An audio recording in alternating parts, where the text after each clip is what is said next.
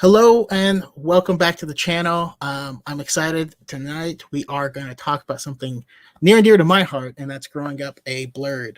We'll get into that shortly, but yeah, we're going to dive deep into that right here on the high ground.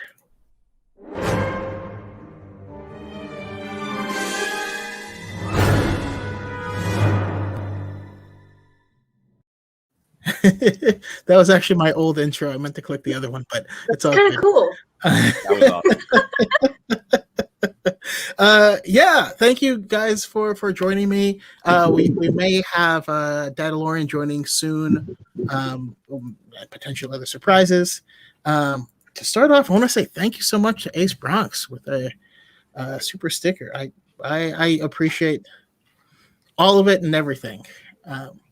But yeah, today we're going to talk about, just being a Blerd in Star Wars. And that's for those of you that don't know, it's being a black nerd, and it's wonderful. It is. Oh, and always, DePaul, you're just the best. You up in love, and then we appreciate DePaul for sure. And we have Dadalorian here as well. How's it going? Hi, guys. Can you hear me? Yes. Okay, good. We're all set up. Hi, guys. Hi. Hey, I know Erin. Yeah. I said the same What's up, thing. girl? How are you? I'm doing good. I'm doing very good. Good to see you guys. Yeah, I'm excited because it's the first time I'm having. Erin's the only repeat. Everyone else, my first time having them on, so I'm excited to see how everyone's doing and what we're all about. But yeah, let's go around first and start and ask, who are you? Where can we find you and your content? And then I'm just going to reuse the question I asked on TikTok earlier. Who's your favorite character and what's their biggest flaw? I'm going to go to Erin first. All right. Hi, I'm Erin. You can find me on TikTok or Instagram. My TikTok is way better. I'm a cosplayer, and how to spell it is below. I spell it kind of phonetically on TikTok, but yeah, that's where you can find me. Awesome. All right, favorite Star Wars character and their biggest flaw? Well, I'm gonna have to go with Ahsoka being my favorite character. And it was very hard to think of a flaw of hers. I was like, I like her because she's awesome. I'm really trying to think, but then I kind of came up with something. She's a lot like Anakin in a way, except she's the embodiment of the light side of the Force, but very similar to Anakin. I feel like she's reckless sometimes. She's impulsive and stubborn. So I guess if those could be flaws, that's what I would pick. But obviously she's, chaotically good, but those must be her flaws. Yeah. Awesome. I love it. Also, we got some love from Miss Aggie, I love Miss Aggie so much. I love her. And of course, your hair does look gorgeous today. Absolutely beautiful. Thank you. Element 7 also. So Element 7 has echoes of the past, and I believe you're the voice of Ahsoka. Is it? Yes, I am the voice actor for Ahsoka in Element 7's Echoes of the Past fan fiction. Yeah, that's cool. It's a lot of fun. That's awesome. And also, voice acting. I got to point out, Brian with the beard is also sharing some love, and as well as Eric Carter. Blerds represent. Yes. I'm excited. I don't feel like I deserve all this, but thank you. All right, we also got Darth Solo here. I've been following your cosplay for a long time. Who are you? Where do you find your content? And your favorite character? I think I know who you're going to pick. What's their biggest flaw? Okay, I'm Darth Solo on TikTok. this might be a minute because I actually do a lot of different things. Darth Solo on TikTok and stop motion commotion on YouTube. Ooh, I haven't showed. I didn't know that. Yeah, I haven't showed any of that yet on my TikTok. I haven't really done a face reveal for that. This was gonna be kind of the first time, but and yeah, that's pretty much it. I think about it, but Darth Solo on TikTok and stop motion commotion on Instagram and YouTube. My favorite character it was Darth Vader at first, and then the Mandalorian episode with Ahsoka came in, and I'm like, okay, so it's actually Ahsoka. The biggest character flaw. Hey, What up? biggest character flaw as a character. I mean, Erin kind of took mine, but she is like she's Anakin if Anakin didn't turn to the dark side. She's still really reckless and is driven by emotion a lot. Yeah, I that's why, because I've always maintained Anakin, he needed to just leave the order. Just leave. Like, you can quit your job and not murder everyone in the company. You know what I mean? Like, I feel like Right. Yeah. I feel like I think there Quitting was a- just too hard. Yeah, I think there was a comic where he was like really close to. I think it's canon that he was really close to quitting, and Obi-Wan was like, "Oh no," and I think at the end of the mission he was like, "Nah, never mind, I'm not quitting." Yeah, I know what you're talking about, but it's been a long time, and I can't remember whether it's legend or canon. I believe it's canon. Yeah, I do believe it is. I just had Kris join. When I was putting this together, I was like, "Oh, I need to invite Kris." Like, but there's new people that I haven't talked to, and I'm like, "All right, screw it, Kris, come on." What's up, Kris? So, Kris, where do we find you in your content, and who's your favorite character and their biggest flaw? Hello, what have we here? My favorite character is Plo Koon. Or no, it's Luke. My favorite Jedi is Plo Koon. How do I separate the two? I don't know. But my favorite character is Luke. And his biggest flaw is, always looking to horizon. Never here, never now. Always not looking at what's in front of your nose. Yeah.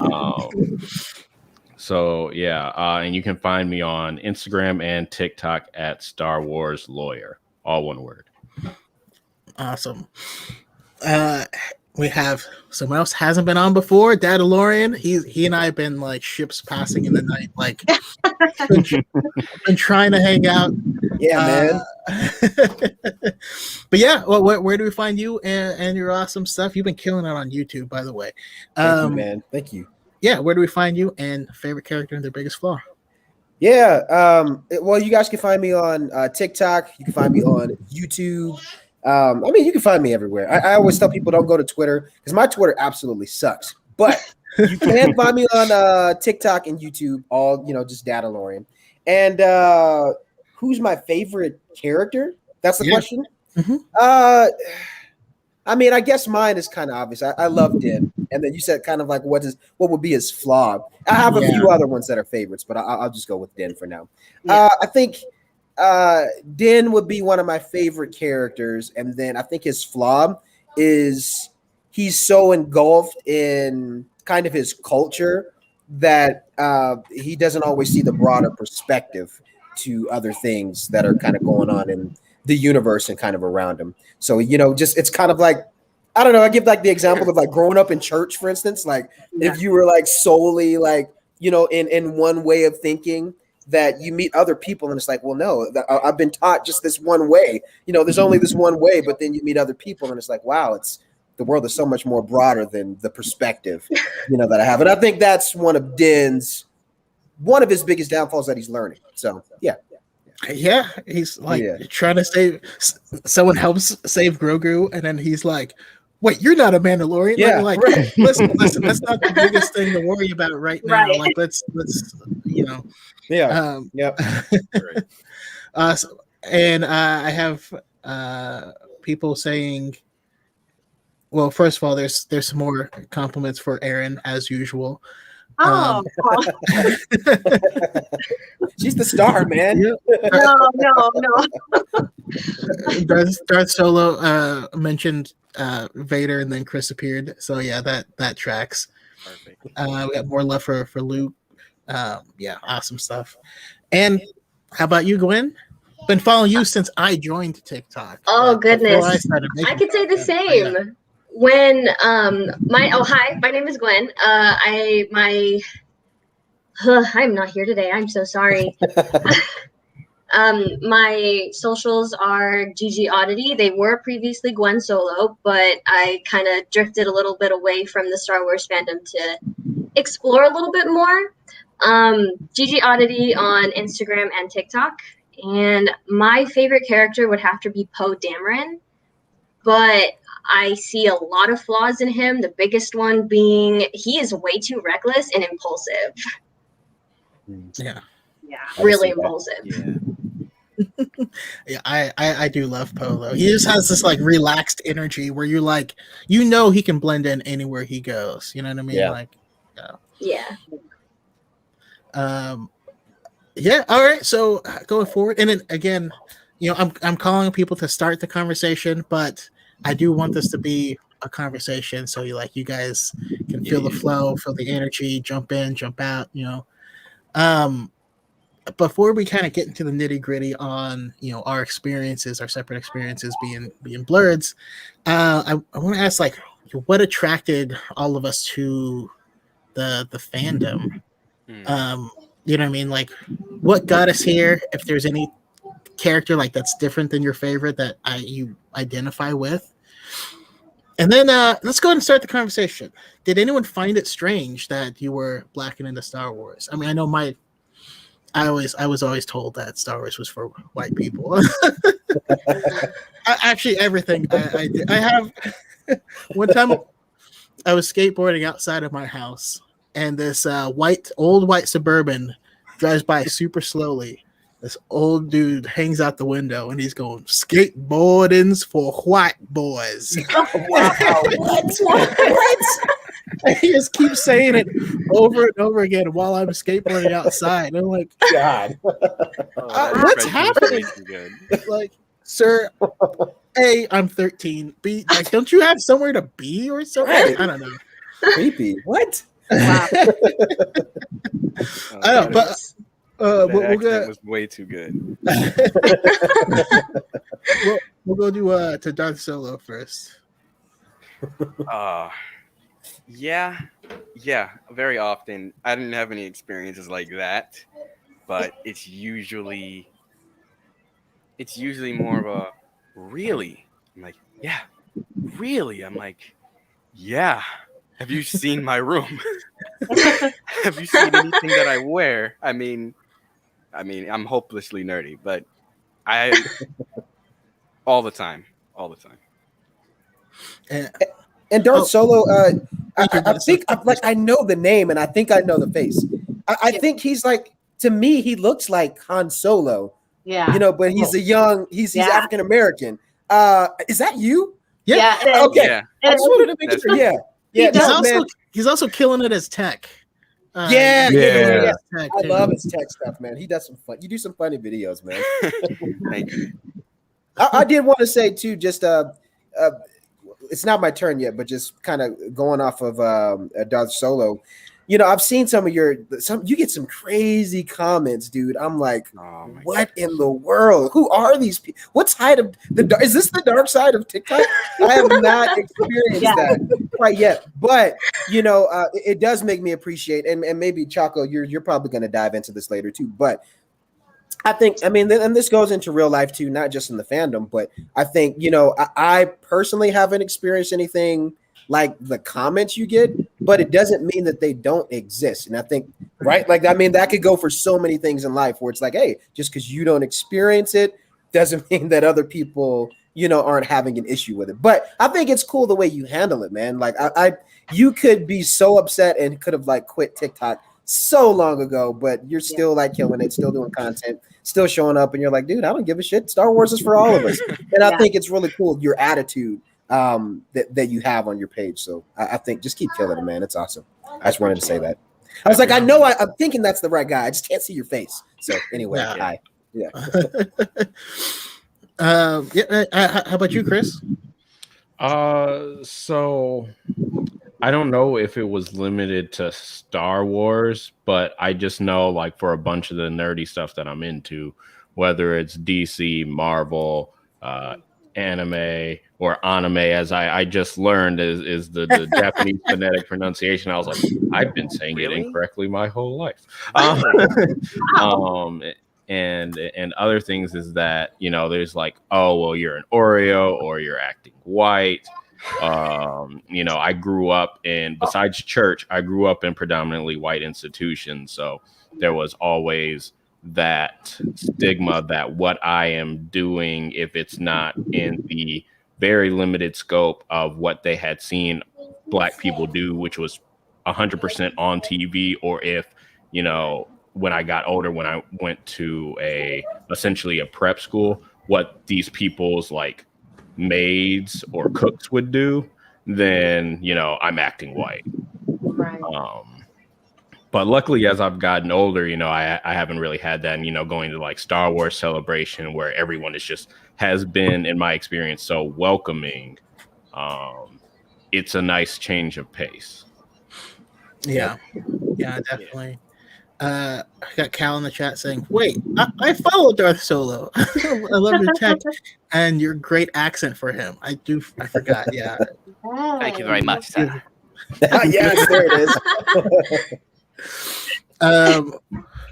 And then I got Chaco used to skate. Yeah, I skated for years. I skateboard, I snowboard, I wakeboard.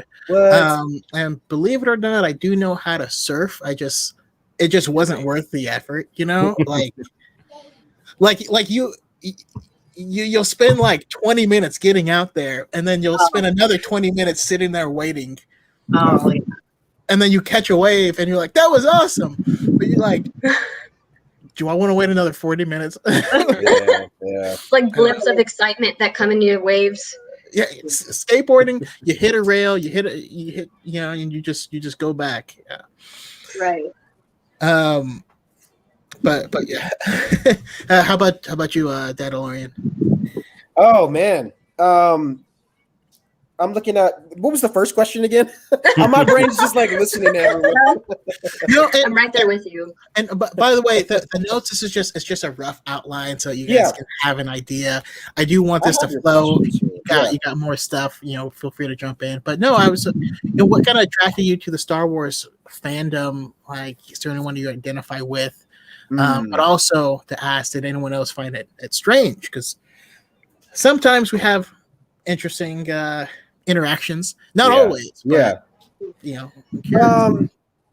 I mean, gosh, it's so funny, man. I've always been a Star Wars fan, but you know, it took me the longest to. I don't even know if this is answering the question, but it took me the longest to figure out like how to, you know, really voice what I wanted to do in terms of like content and being involved and like where can I go to be involved.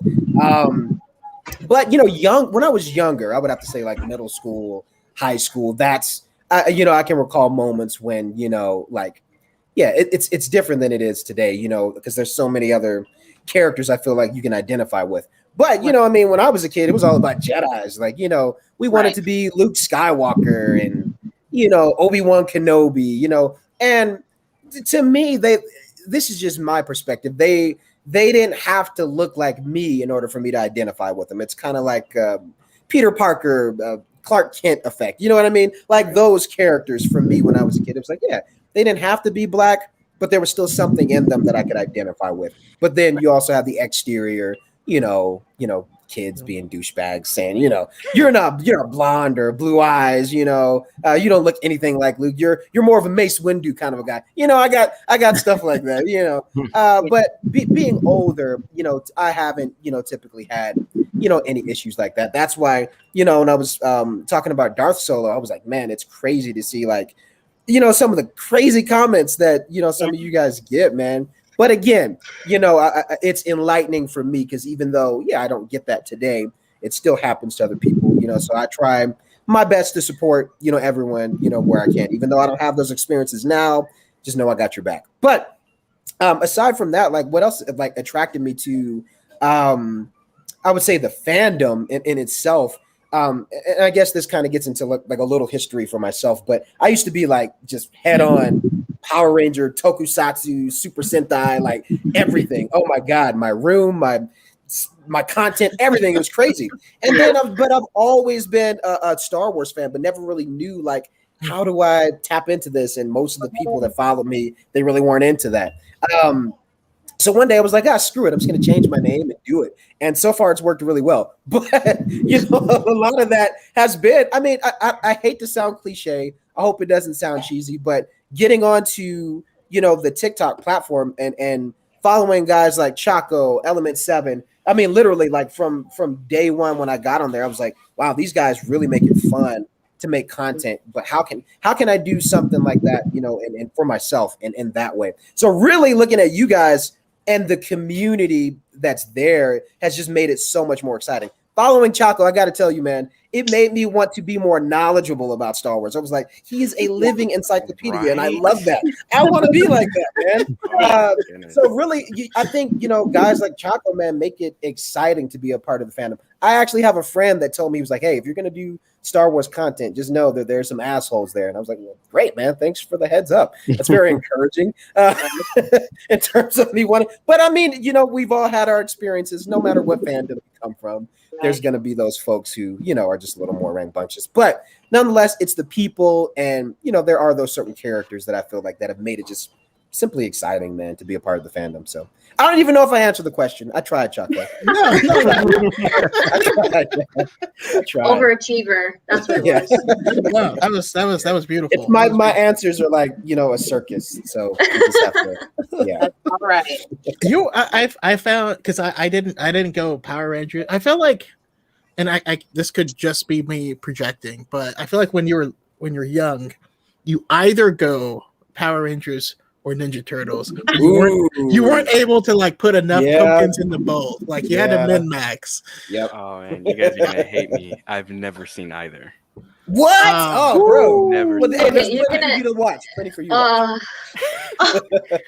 Wait, what? Secrets of the Ooze is my jam. Yes. That's the second movie in the 80s, right? Second movie, yeah. God, yes. Toka and Razar. Oh my God. Oh man, we need to have a movie night, guys. Let's go. I think I'm a little too young to understand any of these references. Oh, really? That's cool. All right, me, Dadalorian, AJ, Starkiller Base. If he's in here, we're making this movie night. Yes, let's go. Fun, guys. But how about you, Gwen? I am with you on the whole entire getting it confused. What was the question again? Dadalorian just went off, and I was like in a trance. I'm sorry. What he was saying. It's okay. No.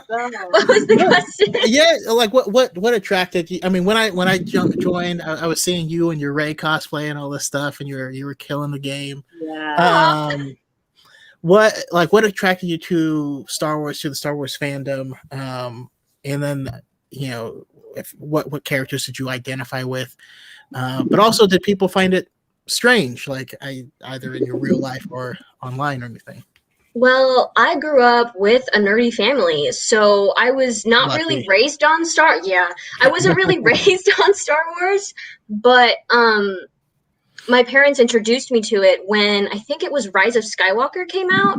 And we went to go see that, and that's what got me interested in Star Wars as a whole. Since I never really got to see the whole trilogies as a kid, my family and I bought Disney Plus, and I just binged a whole month of Star Wars stuff, and I fell in love. It became a comfort thing for me, and I kind of just was hooked on Star Wars for a while. I still am hooked on Star Wars, just not as much as I used to be. But when I found out about Rise of Skywalker, and when I heard there's a female main character, I kind of lost my mind for a little bit there, because Star Wars was just catered to young boys. And that's what I've been told my whole life, is that it's been catered to young boys. So when Rise of Skywalker came out, for the newer generations who didn't know about Star Wars back then, it was like a good introduction to Star Wars for me. And I identified with Rey a lot because she didn't know who she was, and neither did I at that point. Like, I was still just discovering who I was, and Rey had no idea who she was. So I found comfort in Rey. I found comfort in the newer movies, and I found comfort in the older movies too. So I guess my family was the reason why I got into Star Wars. That's awesome. That's beautiful. Yeah. It's all about family, just like Fast and Furious. Yeah. Right. I can't believe that. I can't believe those movies have like how many? Like 9 now. 9. Yeah. 10 Yeah. technically. No, 10? yeah, 10. 10. Oh my goodness. There was the offshoot, Hobbs and Shaw. I still can't. Yeah. Oh, Hey, Oh, don't sleep on that animated series on Netflix. I'm just throwing that out there. Right? I'm sorry. What? Hobbs and There's a Shaw. Fast and Furious animated Yeah. series? Yeah. Yep. Are you serious? Wait, there's an animated series? Yeah. I don't know. What do you Look, think I don't know about if it's that? canonized, but it exists. It's out there. So Oh. I'm throwing gonna it out have there. to. I'm gonna have to end this live. Someone can help. See you later, guys. That was fun. That's awesome. Also, I got I have Gray in here. Ninja Turtles was her jam as a kid. Awesome. Cal saying he was a Street Sharks fan. oh yeah. Oh Street yeah, Shark. man. Street Sharks Everybody was forgets great. about- You know, there was a series of shows that I just couldn't figure out what time they were on. You know what I mean? Like you don't have an alarm clock. It's Saturday morning. You wake up when you wake up. Yep. You know, but there was that. There was Biker Mice from Mars. There was a Skyboarder show. Does anyone remember? Like it was like Sky Surfers or Skyboarders or something like that. Sounds familiar. Reboot. Reboot. We had so much, man. I love Reboot. Yeah. How did we watch all of that as kids? We was like Fox Kids, WB Kids. Oh Mhm. yeah. Oh god, there was so much. So I much. mean, they're pulling me back into the Transformers franchise because they're doing some Beast Wars. stuff. yeah, man. I can't wait I for heard that. something. Yeah, DuckTales, Gummy Bear, Darkwing Duck, like DePaul said. DuckTales, that is like the hardest animated TV show theme song. Like those trumpets. Yeah, man. Gold. Simply gold. Disney Afternoon, man. Oh god. I'm sorry. I'm gonna say All the younger viewers are like, "What are y'all talking about?" I'm sick of I am with the young viewers Yeah. on that. Yeah. I'm I gonna say I have no Tailspin. idea. to Yeah. Oh, yeah. Oh, But- Tailspin. Yes, Tailspin. Yes. You just made one of my gray hairs pop out. I love that, man. Oh, it's good stuff. So good. I think this is I a got call to do a CP in the Disney chat here. Afternoon thing, man. We need to. How can you defeat Thanos? I got family.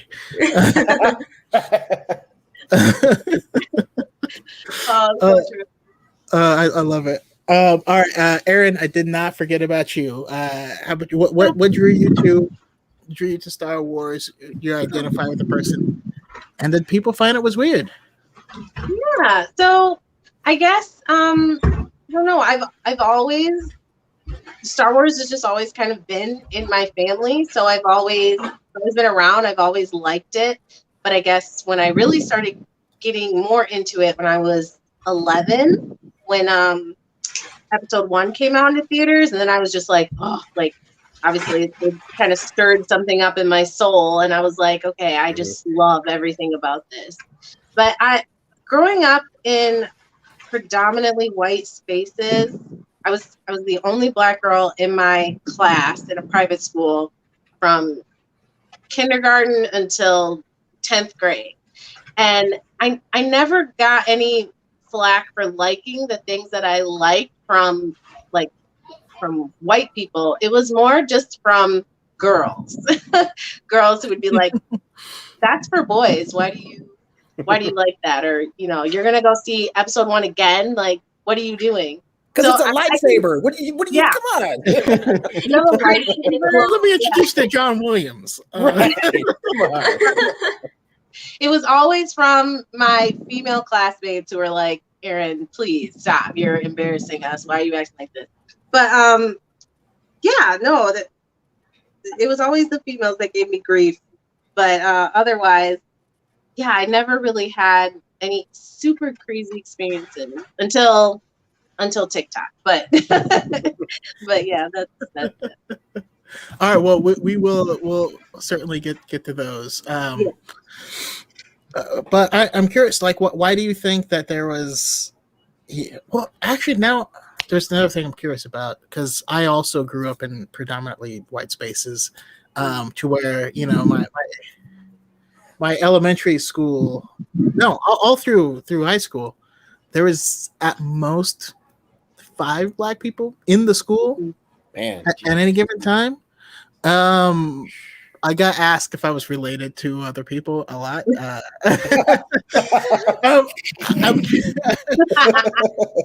I'm curious. How many of you guys had that experience where you like, oh yeah, predominantly white Yeah. spaces? Yeah. Yeah. Yep. That's funny. All the time. Is Or this that like you your look brother? like Like, someone We that's look black, nothing alike. but Like, what? don't look like them. That's another one. I got once when I was older. So this is actually like a few years ago. I used to work at a museum. I'm actually wearing the shirt now. Nice. But it was Halloween, so people were dressed up, and so there was like, I was in like normalish clothes because I would play like the creature and the wacky scientist outfit, so I would have like a full garb. But when I wasn't in it, I was just in regular clothes. So I'm walking around making sure people are fine. And there's this, this white mom with her 2 little kids. The girl is Han, the son is Chewie. And the mom's like, "Look, kids, it's Lando." And I was like,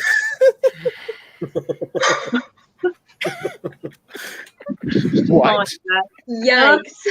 she had a now it's line, cosplay, but she's and that's how right. it works. I mean, She saw the yeah, future. right. She wasn't can see the wrong. She wasn't future. wrong. She wasn't wrong. She had a That vision. Lando voice is impressive. It is, man. It's gold. I could go to sleep with that voice, man. Like, that's pretty weird, but it's like soothing. It's soothing, dude. Do some audiobooks. Right. Definitely. Yeah, Disney, hire me. Yeah. And K-pop times, you are definitely among friends. We're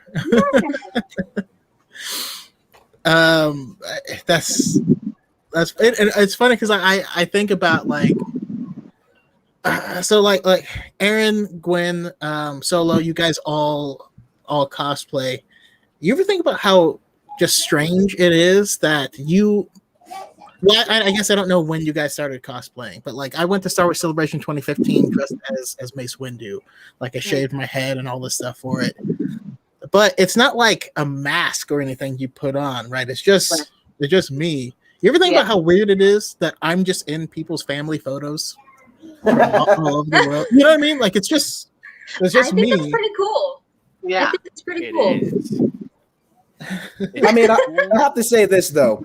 I don't know if any of you guys like who all the other cosplayers here, but when you go to a convention and you do take off a helmet or mask, it's always that awe moment. And I don't know if this was just for when I was doing Power Ranger stuff, but like so for instance, like when I dressed up as like the White Ranger, for instance, I'd take the helmet off at a convention and like people would stop and they'd be like, "Oh my God, he's black. It's so amazing." It was the funniest thing. So like every moment, and I haven't experienced it yet with Mando because conventions are now coming up. So I'm curious to see what the reaction will be. I don't know if you guys have had that happen, but yeah. Not yet. I haven't been to a convention yet. Right. Okay, it's coming. It's coming. Although a close friend of mine has had the exact opposite experience. He went to a con dressed as Black Manta, and someone asked, like, "Are you black in there?" And he's like, "No." Goodness. Wow. Oh gosh. Oh man. Jeez. I had someone in TikTok. They thought I was. They were like, "I'm really surprised you're." They thought I was like a middle-aged white guy when I did a face reveal. They were like, I didn't know you were black. But they were like, "It's really cool. It's really cool that you're black." But they thought I was like a middle-aged white person. Really? Wow. Do I give off those vibes? I don't know. I don't want to Specifically a middle-aged white man. I don't know. I mean, I had a job where I was on the phone a lot, and I had someone say, "Oh, you sound like a nice young lady." Wow.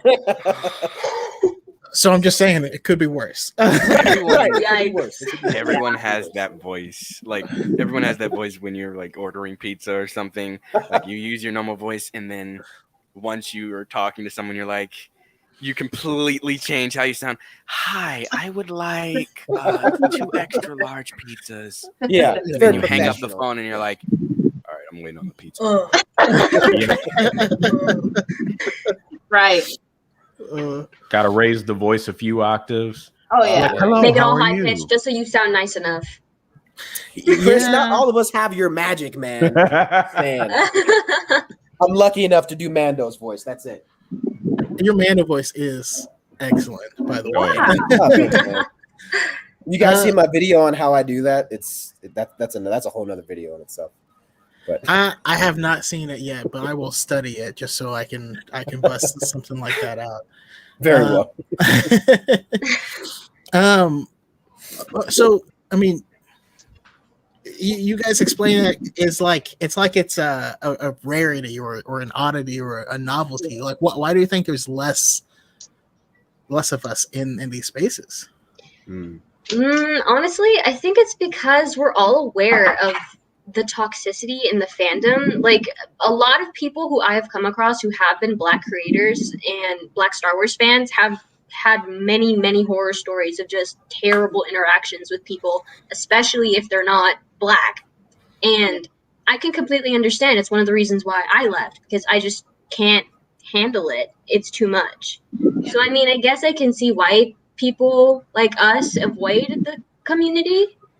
But, I mean, we do need more people like Choco and Element and Kevin in the community, because it makes the community a lot more fun, and it feels like we're all united without seeing color, if that makes sense. I feel like a big part of it is, like, personally, I know that if you're gonna be my friend, you're gonna have to be able to accept my nerdy side, because that's just a huge part about who I am.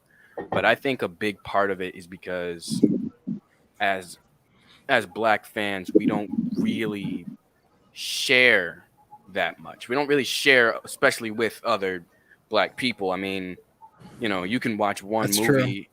and absolutely love it, but you know, we don't really reach out to other Black people who don't really know Star Wars or anything nerdy, really. And mostly because of exactly what you just said. You know,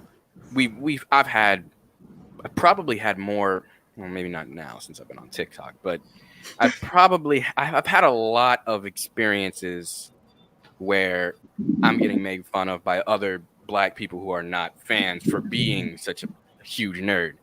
But yeah, I think that's a big reason. It's just because, you know, why would we if we're just gonna get made fun of? I don't care that much, but you know. No, I feel that too, because I'm the same where I don't talk about it with my family, and also I find if I'm in a space with I am blessed with having had a lot of hobbies because I hyperfixate on a lot of things, but you know, depending on the room, I guess it's also part of me where, you know, depending on the room and the demographics of the room, I may not bring it up at all, you know. I think it definitely happens on both sides, and I've heard it from just as many Black people as not Black that, you know, I've been told that Star Wars isn't for Black people by other Black people. You know. I mean, I would have to chime in on that too, man, and say I think, you know, part of it is definitely I validate what everyone is saying too. I definitely agree. From my perspective, I feel like, you know, Black folks and the Black community need to be told it's okay. Yeah. It's okay to be nerdy. If you think about it, maybe I'm showing more of my age. Chaco and Kris, maybe you guys will understand, but you know, like when we think of like conventions and cosplay and stuff, for instance, you know, like years ago, it's not what it once was. Like it's grown like tremendously, you know, over the last few years. And I think, you know, like cosplay is now this thing that anyone can tap into and make a career out of. Like what? Like years ago, we would just go to movie premieres and dress up and maybe sometimes at conventions, but it's grown tremendously over the years. I think, really diving into the question, I think that some folks, particularly like in the Black community, just need to be told, hey, it's okay, be yourself, do you.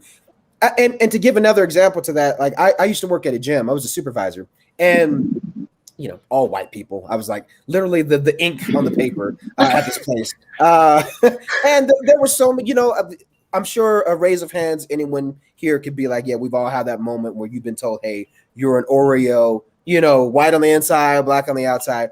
And, there were moments I would question, well, why do you say that? And then I would ask people like, well, how many Black people do you guys hang around? And then everyone would get quiet, like, oh, well, but then there's this assumption that, we're supposed to act like this. We're supposed to talk like this. But when in reality, even being here in this group, you guys realize all of us are different. We come from different backgrounds, different hairstyles. We're all different. You know what I mean? And I think that's part of it that plays into that is there's this kind of idea that, you got to be a certain way. And if you're not, then you're not Black enough. You know what I mean? And then when you're around your white friends, you're not white enough. So, we're in a weird little spot. But again, I think for Star Wars fandom, I think those of us, especially here in this group, I think it's part of that responsibility of letting folks know, like, yeah, it's okay. It doesn't matter what fandom you go to. There's going to be drama, like, regardless. That's just a part of it's like the Force. Chaco, I know you could. I know you're like, ooh, I can get into that. It's like the Force. You can't have one without the other, right? There's the light side, there's the dark side, but in the midst of it, there's what? There's balance, right? So I feel like in the midst of that with the fandom, it's part of our job to be like, yeah, it's fine, man. Be yourself. It's cool, being an African American. That color does matter. We need more of that representation. I mean, there's so many people that I've seen, even like young little Black kids that are like, man, it's so cool. Now I want to watch Star Wars after watching your page. And I'm like, wow, I'm just a nerdy guy having fun, but you never know the impact that it could have on someone watching your content. So I think for us, being those creators in all the different ways that we're doing stuff, being Black, it's a part of us to let the community know, like, yeah, it's cool, man. Be yourself. Yeah, there's going to be drama, but it's up to you how you deal with it. And I mean, I keep going back to Darth Solo, man. I got to give you props because the way, and even Erin, I've seen, I look at you guys' comment section sometimes and I'm just, it's like, anyone ever look at Walmart reviews like late at night? If you're having a bad day, I'm telling you, if you look at Walmart reviews, it will brighten up your day. It is astounding. So y'all's comment sections, sometimes they're like Walmart reviews, man. I gotta tell you, it's just crazy seeing some of the stuff that you guys get, but the way you handle it, like that's what people are watching. You know what I mean? And I think that's what we need more of. Is like, yeah, there's gonna be animosity, there's gonna be those good times, but it's about how we deal with it, and we need to let people know it's fine. Be yourself. You don't have to live up to some crazy expectation or image that the world has of you. Just be yourself. And I think we have that power and responsibility as creators to be like, yeah, in the Black community, it's fine. There are so many of us that are different and nerds, and we all listen to different music. We're all different, but just enjoy it and be yourself. So long answer. No, great answer. No, I got Element 7 talking about a friend in college for 4 years, hung out, did projects. Never let in on his nerdy side until Element mentioned it. And I think that might be part of it, because I do the exact same thing. I don't talk about the nerd stuff I'm into, right? Unless I feel I'm in a safe zone or whatever. And well, honestly, I'm sure I'm not the only one, but I will literally make Star Wars references to people I know aren't gonna get it, just so I can laugh inside a little bit. Yeah. See, I have a whole bunch of like Star Wars stuff that doesn't say Star Wars, but it's like nerdy stuff that I can like wear, and like if you know, you know. If you don't know, you don't know. Which is cool. I show up at a wedding and my cufflinks are Imperial insignia. Maybe you recognize it, maybe you don't. Right. Of course, I'm fancy. Yeah, all black suit with an Imperial tie clip too, and just like, oh yeah. But I've caught myself literally. Oh my goodness, I've caught myself saying hello there to random people, like to complete strangers. Yeah, just complete strangers, and it's like, I don't know what their reaction was in their head, but I've literally done it. I don't think I've ever done it with the accent before. I've been told I have a pretty good Obi-Wan accent, but I've now we never got to done hear it. Right. Yeah, now we have to hear it. Let's go. Hello there. Maybe there's a lesson to be Okay. learned here. Ooh, okay. Oh, that's Whoa! Okay. No, we got some. That almost brought out the Vader. It almost did. I'm feeling it, man. We got Ahsoka and Obi-Wan. I'm getting Clone Wars vibes, man. It's awesome. no. Yeah. And then I'm just like trash, I guess. I don't know. No. You're amazing, That's man. not true.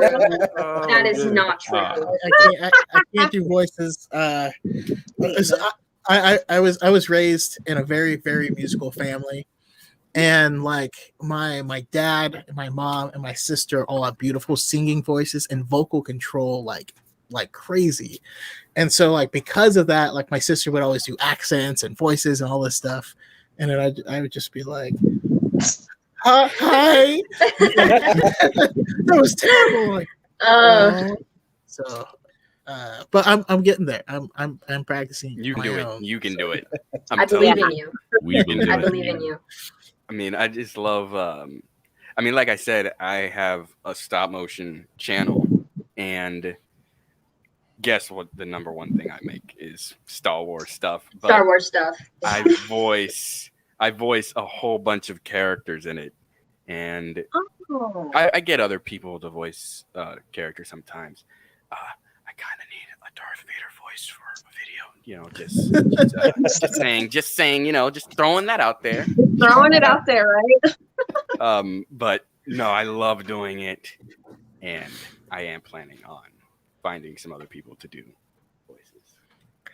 Awesome. Also, Element 7, you're listening, right?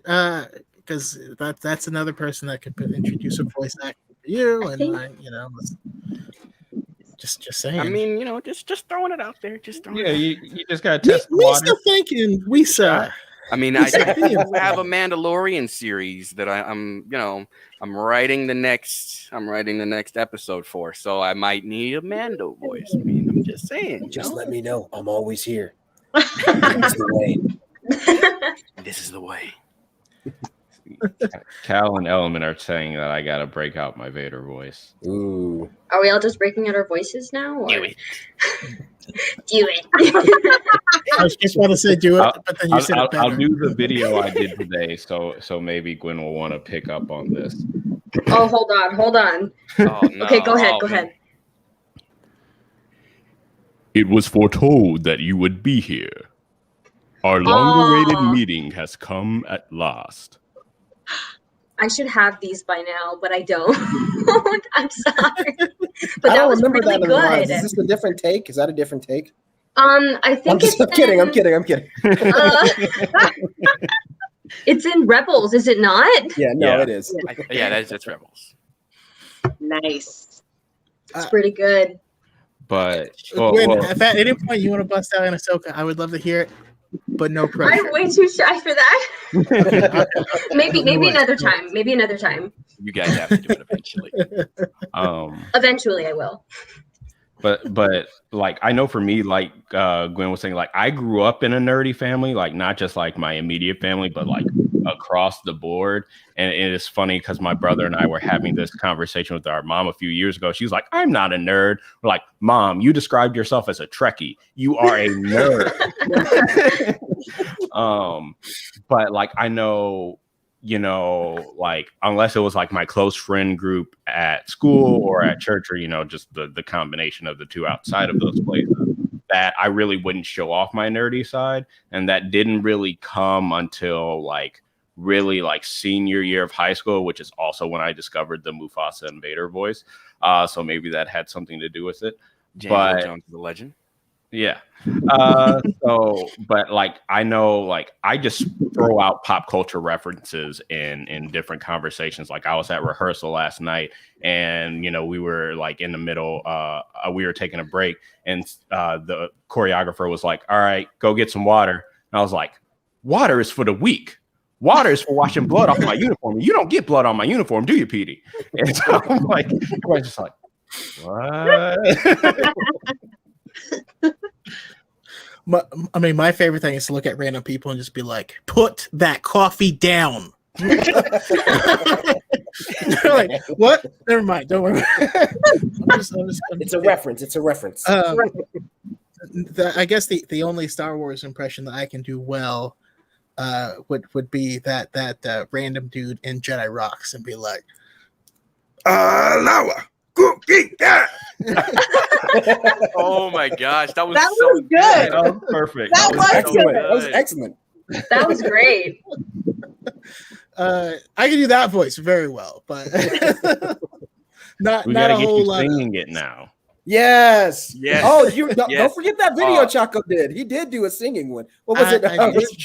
Jedi sure Rocks, there's- wasn't it? Yeah, no, I did. I'm sure there's an instrumental of that somewhere. Yeah. The whole thing. But you got you. You got you.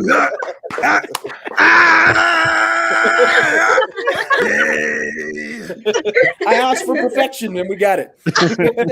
Absolutely beautiful. We can make a whole movie now. Like, Yeah. Yes, we can. Yeah. Yeah, that's my Jedi Rocks, but I got to work on. Also, I'm getting called out by Export Gamer Skills because I had everyone ask me to learn a voice or learn an impression, and they said Luke, and then no one brought it up the following week, so I didn't do it. So if you bring it up, if you have to bring it up on Diet in the Forest, and then I will do what I have learned. Is it good? No, but I'll do it. The force is strong with this one. That voice, man. I love it. What's your voice, man? It's magical, man. It's like your voice is like a velvet like pimp coat that you just slide Ooh. on. You know what I mean? It's so perfect. see that. Like you just like the best part is the fact that, I mean, anyone can have a deep voice, but it's when you can do the accent right. Yeah. That is Yeah. so hard to pull off. His voice has got swag, man. Yeah. It's a hard thing to do, man. Like James Earl Jones, I was also like born and raised in the South for a little bit, so being able to do that has been very helpful, just to bring out the Southern people just a little bit. Yeah. yes. yeah, like I say, a little bit unlike Mark Thompson when he does Mace Windu's voice, which sounds like a Southern gentleman. But if you listen to audiobooks and you listen to Dark Disciple, the guy does a great job with voices. But Yeah. him doing Mace Windu is a stretch. It makes me laugh every time. Every time. I have to pause the audiobook. I keep waiting for him to talk about like molasses, like.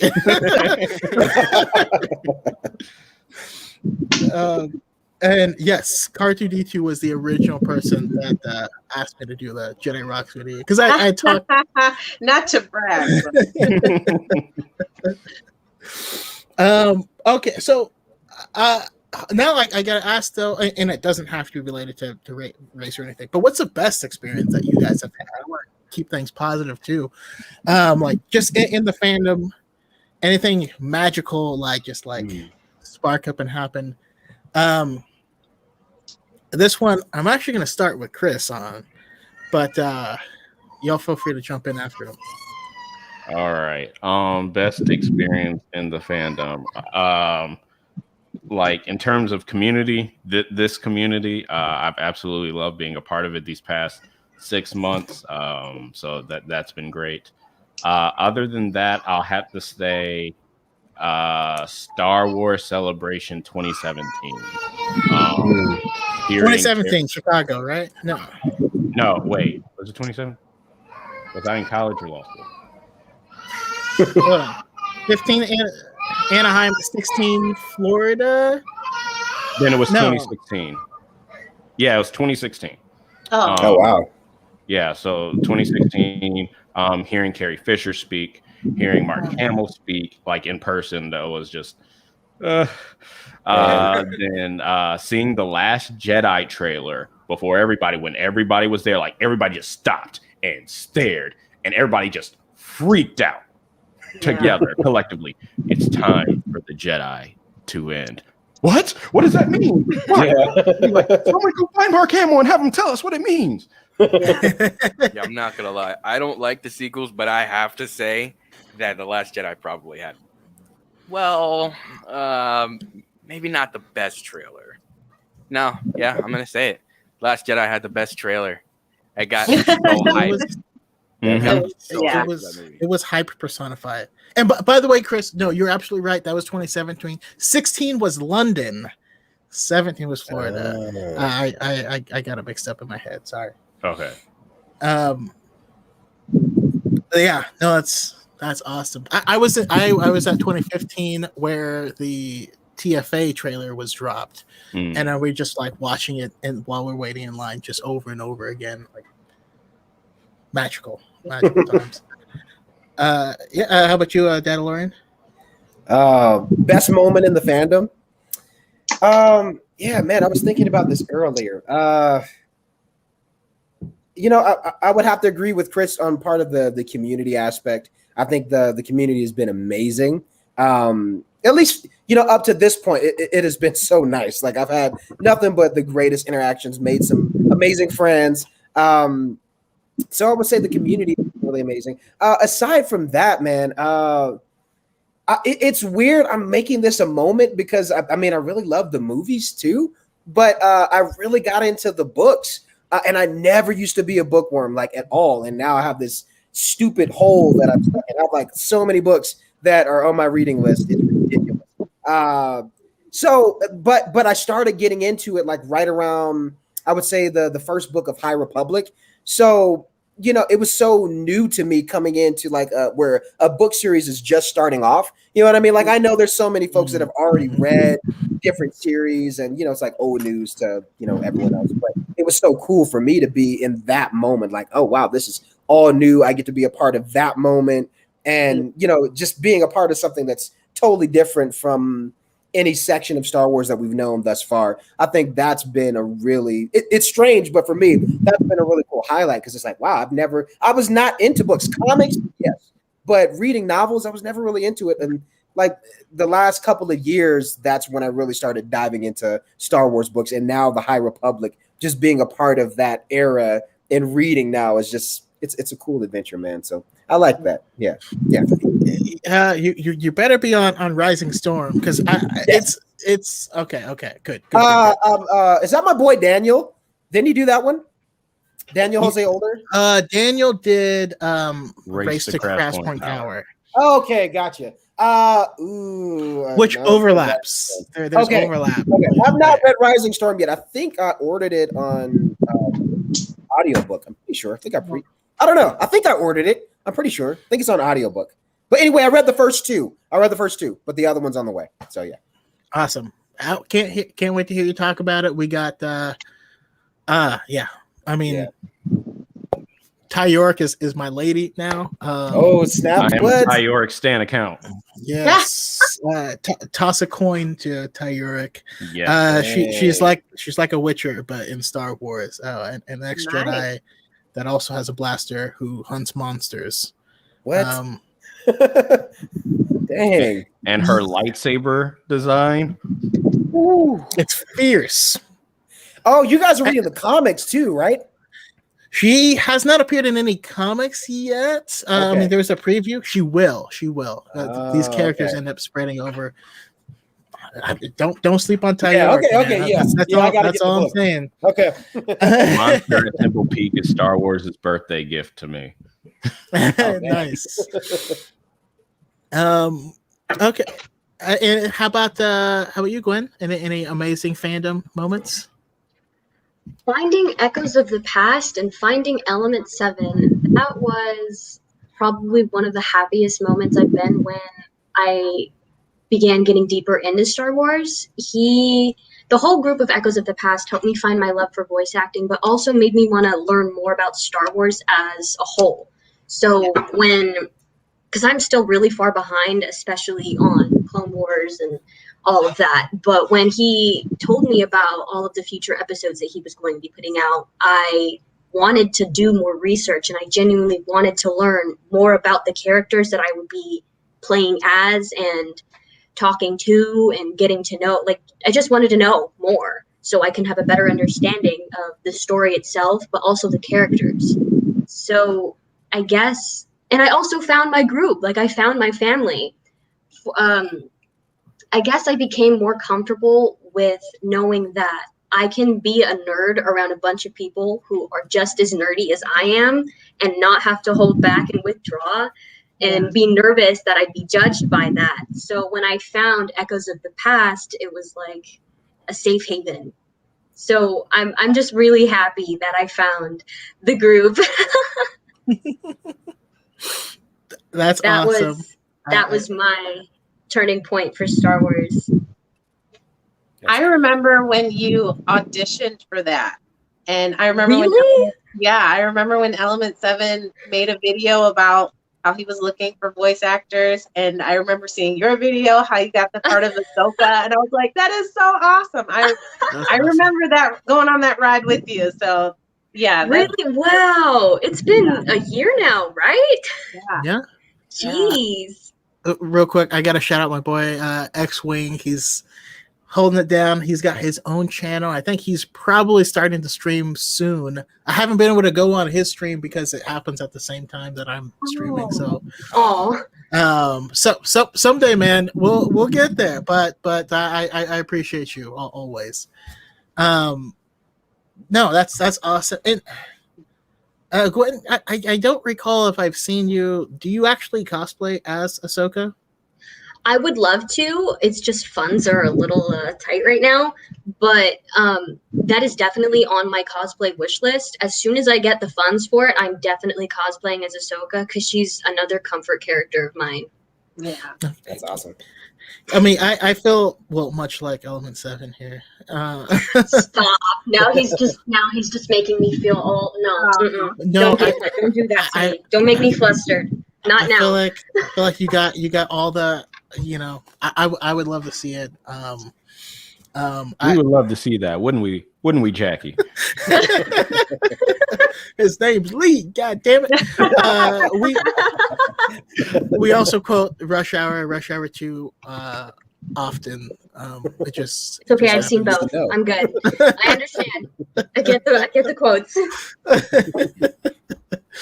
So yeah, if you ever see me say, "How cheap? Cheap as hell."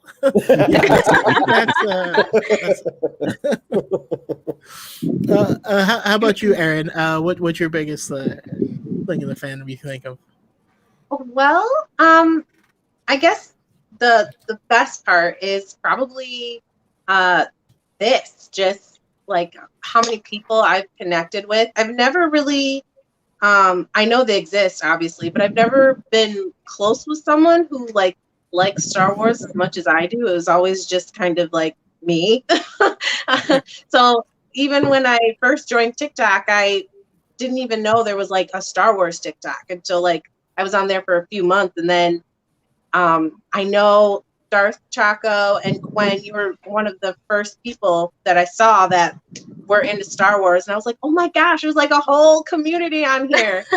And just connecting with everyone. And literally, I've connected with a lot of people and have such great friends on here. Guys are like actually my friends. And I love that. And that's probably the best part. I've been able to like be on people's podcasts and just reach out to so many people. I love it. I love it. So much fun. So this is the best part of the fandom. I can agree. Yeah. I mean, I gotta say, legitimately, I've never actually made friends online until this year, and I was some of that because like I was a big gamer and stuff like that, and but I preferred to play solo. You know what I mean? Like, and I play like the Old Republic and MMOs and stuff like that. And then, they'd want me to join the guild, and it was like this whole commitment thing. And I'm like, well, I'm really introverted, which people get confused because I am not shy at all, but I am heavily introverted. They are not the same thing. Stop pretending they're the same thing. They're not. Anyways.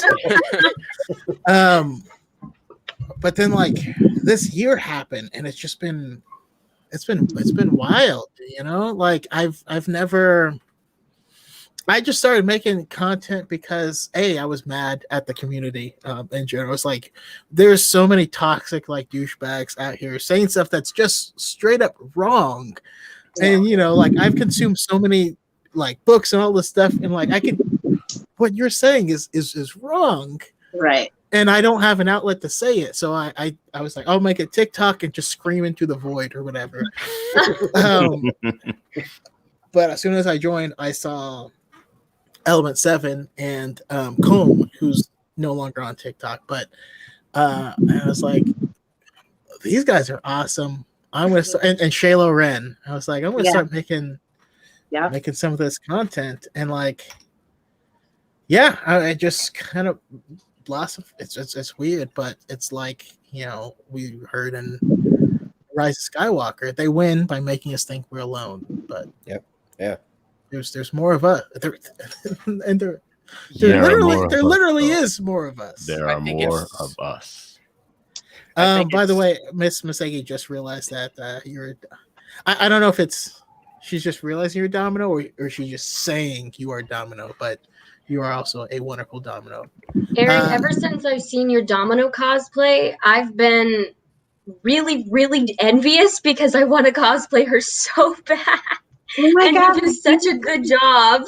Oh, thank you. No, do it. I love her character, and you would be literally perfect. All you need is a little bit.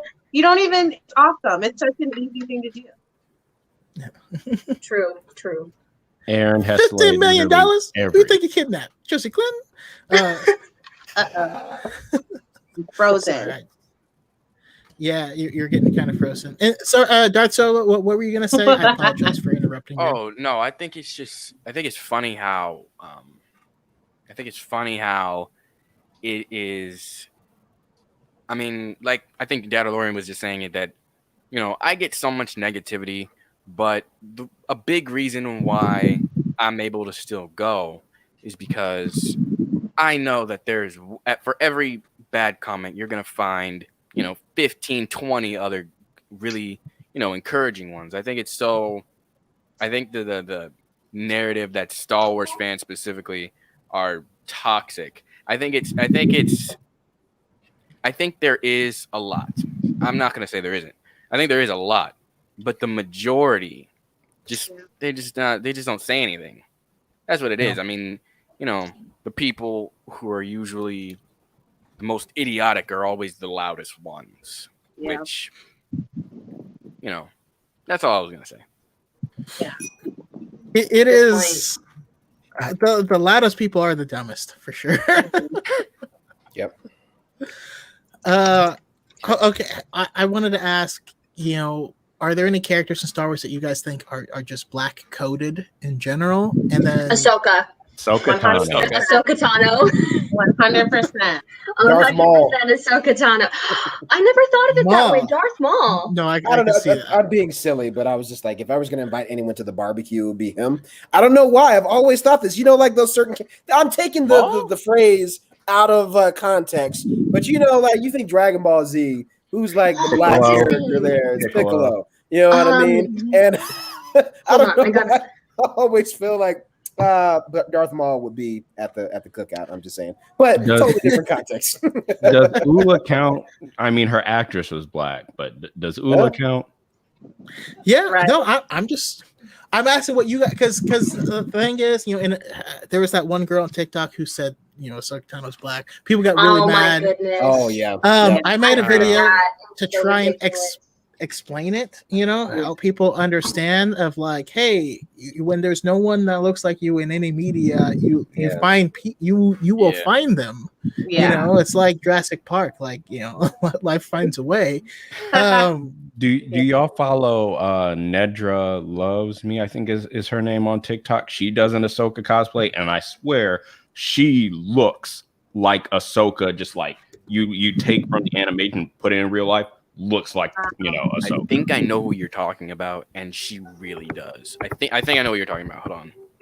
I need to look her up because I have no idea. If we're thinking of the same person, she looks. I think it was like her second TikTok, and I saw her, and I'm like, huh? I'm like, What? Ahsoka? That is exactly like even more so. Oh my god, than she the does. Yeah. She Yeah. does. even more so than the live action Ahsoka. Well, Wow. she's supposed to be kind of. Okay, what's the name of this person? Yeah. Nedra loves me. Yeah, Nedra loves me. Nedra loves me. Okay. Just like the profile picture automatically. Whoa. This is such a good cosplay, though. Yo, I wonder. I don't know. I mean exactly like Ahsoka. And I thought I would try and share it so that the people in the chat Oh. can see it. Let me see here. No, it's funny. Black coding is funny because like people don't understand it. I'm not gonna lie. I feel like she pulls it off. She does a really good job. Mm-hmm. Wow. Yeah. Yeah. Not to mention, she's Come on. really pretty. Yeah. Definitely. That's awesome.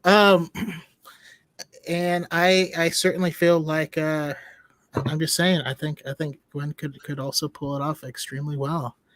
Oh, stop. Yeah, I mean, you know.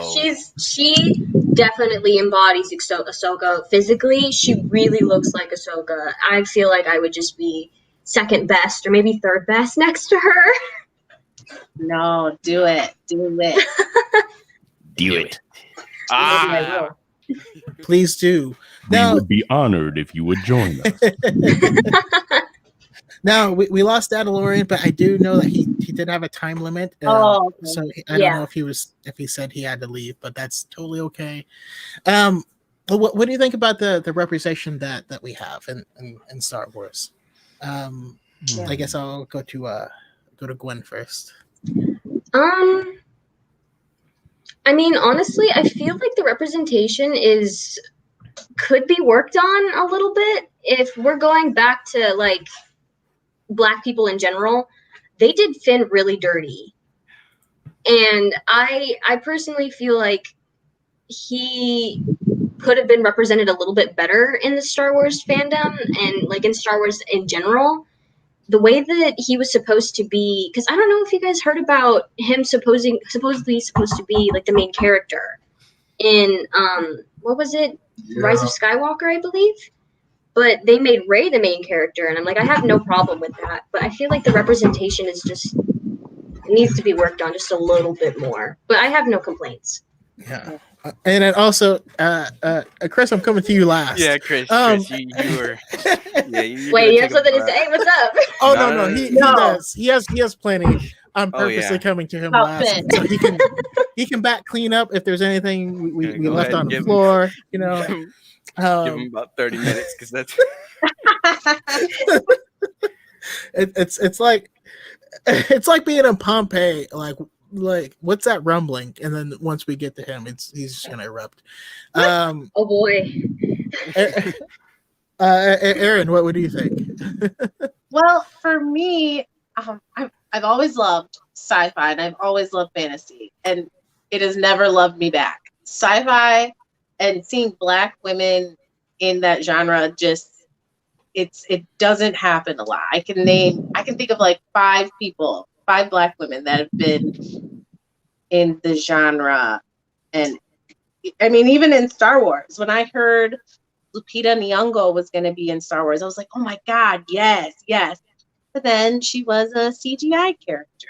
And then you think of, Luminara and, but they're green, even though, like the people who play them are Black, but they're green. And then Mace Windu was the only major character who was Black in the prequels. It was just him. No, person of color, really. So as far as representation goes, it could always be better in anything.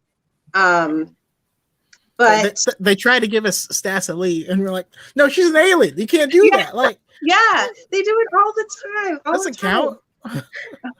I mean, man, I just feel like until Black people are more behind the scenes or in the writing rooms or just anywhere, not just actors, but in every aspect of what makes a movie or a book a book, it probably won't get better. The narrative is always going to be through a white lens, and it's never going to be, it won't be told by multiple points of view.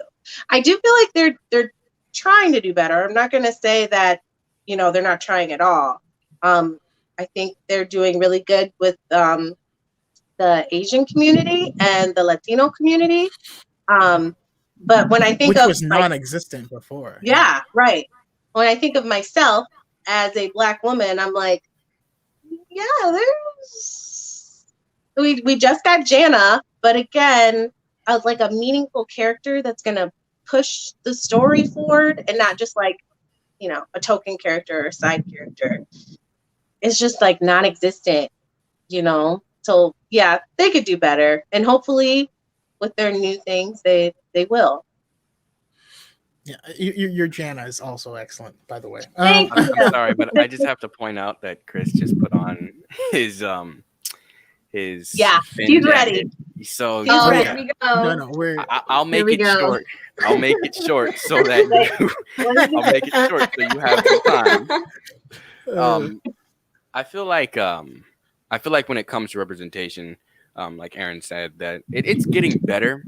I actually, it's kind of weird because he's the villain, but I actually really, the first character I really wanted to cosplay was Moff Gideon.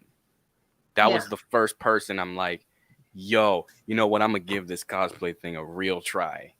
It failed, but he was the first try. But Gideon and Grief Karga, they're side characters. Not really Gideon because he's one of the main villains, but I think they're getting better.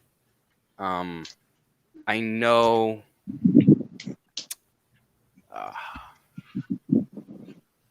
They're getting better. I think that they just need to create new characters and spread them out within the timeline. Yeah. Spread them out within the timeline so that they have a more of a chance to pop up. What's his name from Rogue One? Saw Gerrera. Oh, Yeah. Saw Gerrera. No, Oh, Saw Saw. Gerrera.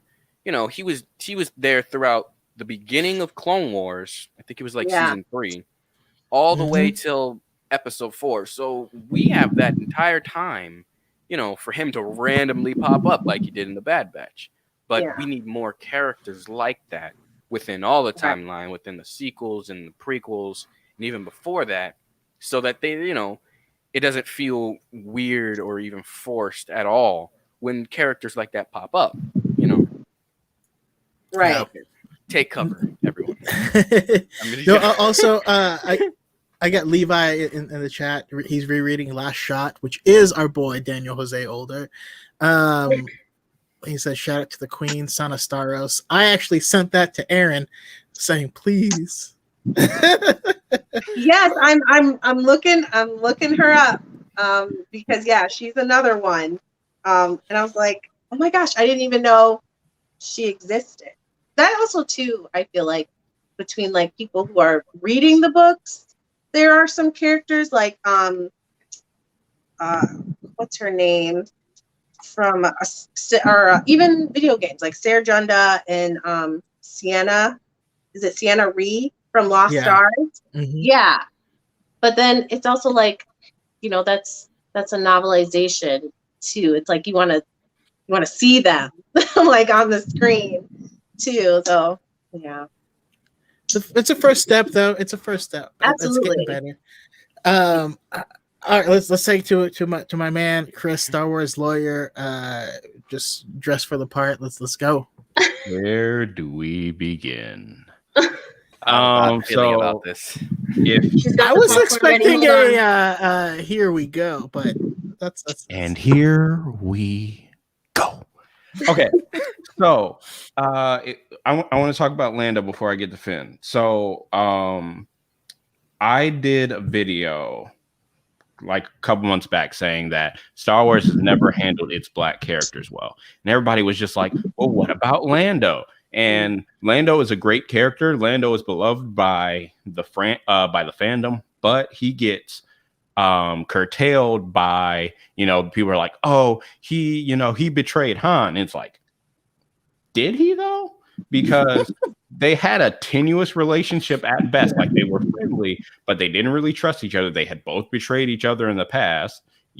People refer to, like, if you're talking about your friend, you're not going to refer to them as a pirate or a smuggler, even if that's what they do. And so Han or Lando didn't really owe anything to anyone. Maybe Han, but Vader got there first. Are you really going to tell Vader no? And as soon as he could rectify the situation, he did. He went out of his way to make sure that Chewie, Leia, and the rest of them could stay there and not be captured by the Empire. So he was working. Not to mention, he's managing all of the city too. Like, there's more people in this galaxy than you four people. Like, right. And then, afterwards, to save them, he sacrifices his city. He loses being, the Baron Administrator of Cloud City. And so he gets more flack than Han did for leaving the rebellion in episode 4, even though he came back. And they're like, oh, well, Han was just hired to do that job. Lando wasn't hired to do anything. They came and brought the war to his doorstep, Right. So there's that. And even Billy D. Williams has talked about, he wonders if his character was white, would he still get that same kind of flack? Because, when he would pick up his daughter from school, the, kids would come up shouting at him like, you betrayed Han Solo. And he's just like, wow. So that's Lando. So then, prequels, we got Mace, and people love Mace, but Mace was the angry black cop stereotype just as a Jedi. Yep. He was Sergeant Dokes, which I love Dexter, but he was Sergeant Dokes to Anakin's Dexter. Yeah. We're like, you're the bad guy, but you're the main character, so people are gonna root for you. So right. And what these characters have had in common, before we even get to Finn, is they have never been the main character of their own story. They have always been in service of a white character. And even with Last Shot, which I love, it's a Han and Lando story. And so while you do get to see some great character growth from both, it's still not just Lando's story. And so for him in canon, at least, we have Lando Double or Nothing, and then the other Lando mini comic book series that was 5 issues. Good stories, but that was a great comic run though. But it was. But so then we get to Finn, and the first Force Awakens trailer we get, the first face we see is Finn, to Andy Serkis as Snoke saying, "There has been an awakening. Have you felt it?" Then, boom, John Boyega. And it's just like a black main character, and and we latch on to him. But instantly there was boycott episode 7 trending on Twitter, where you had a bunch of neckbeards racists that saying they were going to boycott episode 7 because there was a black stormtrooper and stormtroopers couldn't be black. And like, the Emperor was a racist, yes, but he was a racist against aliens. As long as you were human, you could be in the Empire. But also, do you really want the bad guys of a series to only be white? That's kind of a weird ask. If this is kind of a weird fantasy. All the bad people are white. Yeah. All right. So then plus we've never actually seen a stormtrooper. Not one. Right. With and none of the clone troopers are white. Right. Exactly. Oh yes, thank you. Yo. And they didn't understand that either. I'm sorry, but like literally, even when I cosplay like Tech, I get that Tech isn't black comment He's all like, the time. Oh my And I'm god, like, I hate those. right. What race is Tech? he's not black. Why does that Right. matter though? Exactly. Like, he's not white either. So what's your point here? Mhm. Yeah. What's your Say point exactly. Man. So then we continue in the trailer and we see, or the next trailer, we see Finn with a lightsaber. Now at this point in canon, in in the movies at least, we had never seen a character that wielded a lightsaber that was not a Jedi. In the animation, we had Cad Bane once he took a lightsaber from someone, and Grievous, but Grievous was an alien, so no one really assigned a race to him because he was essentially he was a droid, but he wasn't a droid. Don't tell him that. We don't claim that. We don't claim Grievous. Right. Nope. He rolled with us. Right. So everybody's feeling is like, okay, Finn is going to be a Jedi. And then like I love the Rey pulling the lightsaber using the Force away, instead of Kylo. Like fantastic. That was so cool. But when you don't continue that sort of Jedi story or Force sensitive story in a meaningful way, instead you just tease it in the last movie, even though throughout every movie I can pinpoint several times where I'm like, Finn is Force sensitive. Like you can just tell. Oh, they showed us that in The Force Awakens, Right. when Hosnian blows up and he like looks off into the distance where nothing's happening and he's like, what's going on? And And he hears the screams. yeah. Right. He looked before things even started happening. He stopped and turned around. He's like, something's going on. Right. Way before things started exploding. Right.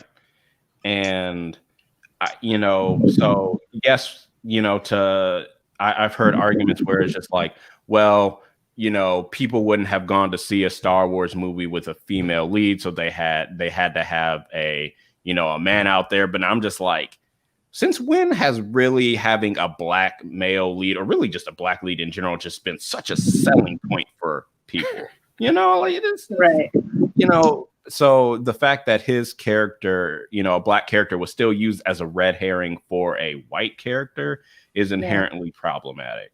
Also, Finn and Kylo Ren had a better foil story than Kylo Ren and Rey, in my opinion, because you have Finn, who was kidnapped and indoctrinated into the First Order, and then at the age of 23 is when he comes to the light. He knows what he was raised in was wrong, and he was seduced by the light from the dark side's perspective. Whereas Ben, who was raised in the light side and who was trained as a Jedi, was then seduced by the dark side at the age of 23. They both heard the call of the other side as they were growing up, and they resisted until they essentially flipped.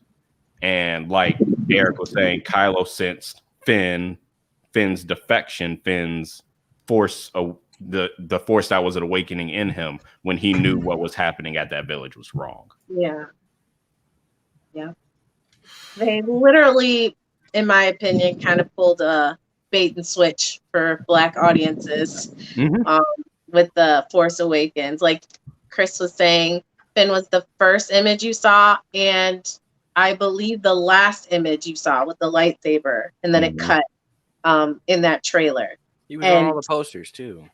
Yeah, absolutely. It felt like a really big tease, honestly. Yeah. He was token. He was a token, and he was bait Hyper at token. the same time. Yeah. And that's what really made me a little kind of upset, that he was just a token. And So I have to ask the question though, because yes, that is upsetting, and then also like they literally made him smaller on the Chinese poster, so you wouldn't see him. I actually made a skit on that too. My question is it like this is it's not good? Don't get me wrong. but it's progress. You know what I mean? The last, like we got Mace Windu, and we had Captain Panaka and Captain Typho, and they are not the same person. God damn it! No. But it was absolutely bait and switch, but it's more than we've ever gotten in most sci-fi, even as the bait and switch. Again, it's still progress. So I come to this weird place where I'm like, I don't want to demonize them for not doing it justice, because they've done it the most justice that I've seen so far. Right. And I don't want to make them not want to try it ever again. You know, it's a weird, like, I don't know. I get what you're mean. Am I making sense? You're making sense. I get it. Yeah. I think my main issue came, and this only happened when I started researching more, and you know, I can't go out there and just start saying things without, you know, looking it up. But like the Finn has the 7th most screen time of any Star Wars character in the live action movies. Wow. Rey comes in at number 4 behind Luke, or no, wait. Yeah, Rey's like number 4, I think. Kylo Ren doesn't even crack the top 10. And Finn has 22 plus minutes of screen time in the movies more than Kylo Ren. And yet Kylo Ren has a more defined arc than Finn does. And that's kind of the issue. It's not that we didn't have enough time with Finn. It's just you wasted it. Yeah. Yeah. And then one other thing, and then I'll get off of my soapbox. But and I say this because personally, I love The Last Jedi. I know not everyone does. And all opinions are welcome here, as long as they are actually opinions and not you just not saying facts. Disney's remaking the sequels. No, but I really feel like Finn was sidelined in The Force Awakens. You know, at the end of The Force Awakens, he was in a coma. Yes. And Rey got to go meet Luke. You know what I mean? Like, that's in the Force. So, like, because I hear the complaints, like, you know, they set Finn up to be Force sensitive, and The Last Jedi didn't capitalize on that and didn't expand on it. But in the context of the films, of what was handed to Rian Johnson, this person is off to train in the Force. This person is unconscious in a coma. Yeah. You know, and it's crazy because, like, you know, Rey got a theme, Kylo Ren got a theme, Poe got a theme. Ooh, I didn't even think about that. Finn didn't get a theme. Finn didn't get a theme. He technically does. He technically does. Okay, yeah. What are you? What moment? I want to. Finn's, or are you talking musical theme or narrative theme? Musical theme. So his musical theme is pretty much only in The Force Awakens, and it's the dun dun dun dun dun dun dun dun dun. That's his theme, and it works narratively in The Force Awakens because for most of that movie, Finn is running, and that's only played in a chase scene or when, you know, like Finn and Rey are running from something. So it works. But I'm like, y'all couldn't have done something else with it. Like, I'm sorry, can I something else about The Force Awakens specifically? But why did they always make him sweat? Why was he always sweating? So he's sweating. He was always out of breath. He's like, it reminds me of the character who's like falling behind always. Yeah. Yeah, slow down. Like, oh my gosh, always sweating. I mean, you know, he had so he was the first, you know, besides, you know, like Luke and Han, he was the first like actual stormtrooper we see take off his helmet. You know, we saw he has like a black jumpsuit on under that. He's in the desert. Then he's got the leather coat on. Like, come on, y'all. Plus, we saw how he reacted when he met Rey, so we know he was thirsty. Yeah. you got a boyfriend? Cute boyfriend? Like, damn. Right. Think about surviving first, my guy. Yeah. I mean, Daisy Ridley, though. Anyways, Yeah. I can agree. you know, True. I can agree. like, but for the Finn theme, you know, because I was looking it up because I had the idea. I was like, since Finn didn't have one, it would be nice if his was the inverse of the First Order's theme. So, like in Batman versus Superman, the Man of Steel theme is inverted, and that's how you got Lex Luthor's theme. Mhm. Oh. And so I'm like, that would be cool for Finn to do. Right. And I like that too. I mean, because like Good idea. Phantom Menace, the celebration theme at the very end of the movie is a major key of Palpatine's theme, Right. and it's a Wow. major key and sped up. But they're like, ah, yeah. Mhm. And I never knew that. Neither did I. I didn't either, and I'm actually gonna listen to that when we're done. I know. I'm like, hold on, hold I'll on. try to see if I can notice that. But that Yeah, is so genius. that bugs me I love too. Star Wars, man. No, I love Yeah. I love when things do little details of that. Legend of Zelda does it too, where one theme is just another one just backwards. Mhm. Yeah. But okay, so what do we need? What could or should be done differently? I actually have a pitch for a Finn book. I want it as a novel personally. Yeah. I want this to happen post Rise of Skywalker. They've started their own Jedi, order.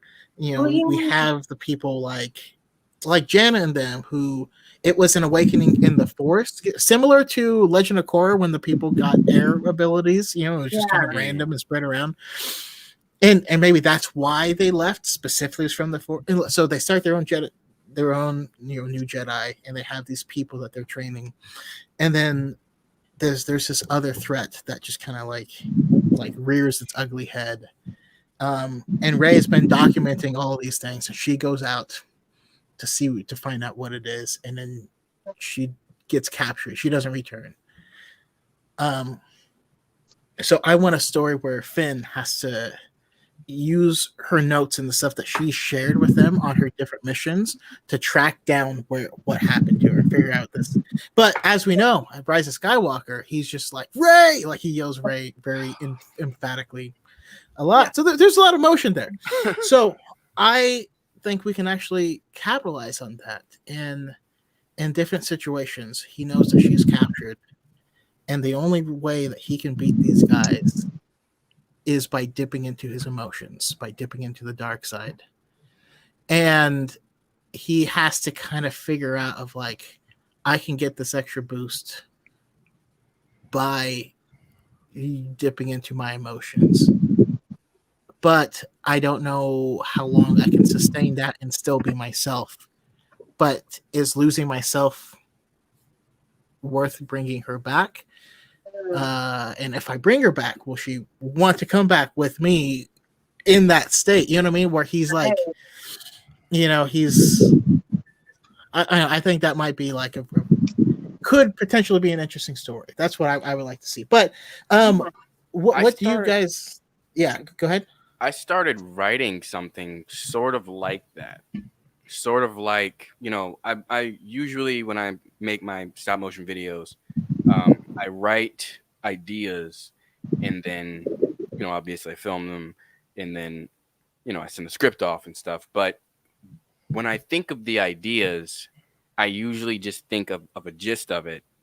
And it was almost not word for word, but it was almost exactly that.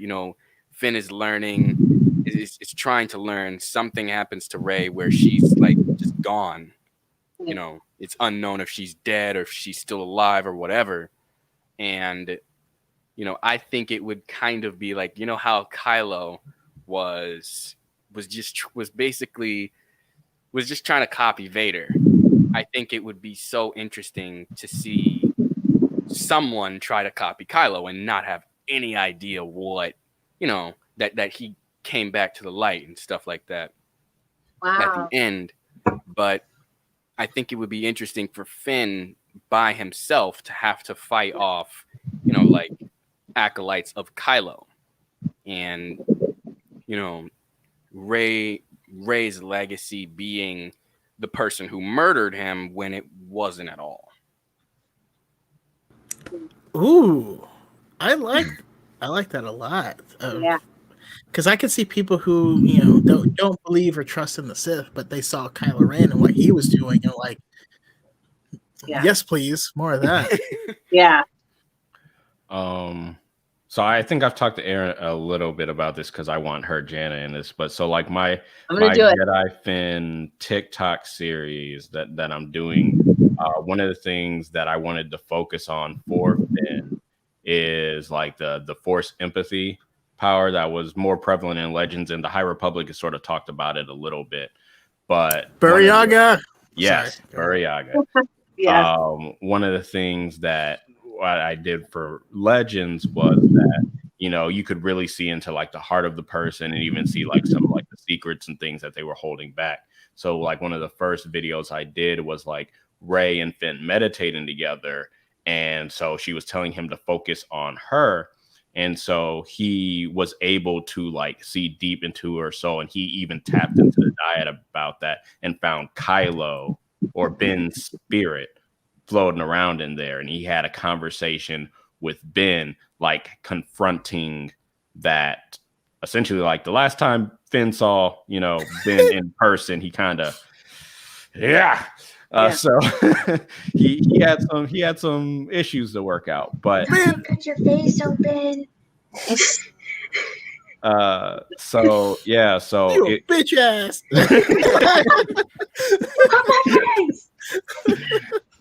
Yeah. So it's just like with that Force empathy power, it's going to be a double-edged sword because yes, you're able to connect with people more easily, but you're also being able to feel their emotions. So you'll feel that anger, that rage, that fear. And if he doesn't learn how to control that, it could be a temptation to the dark side. I love it. I'm going to do it. I'm going to do it with you, Kris. Yeah. So I have some stuff for Jana too, because canonically, I'm 90% sure canonically Jana is Force sensitive.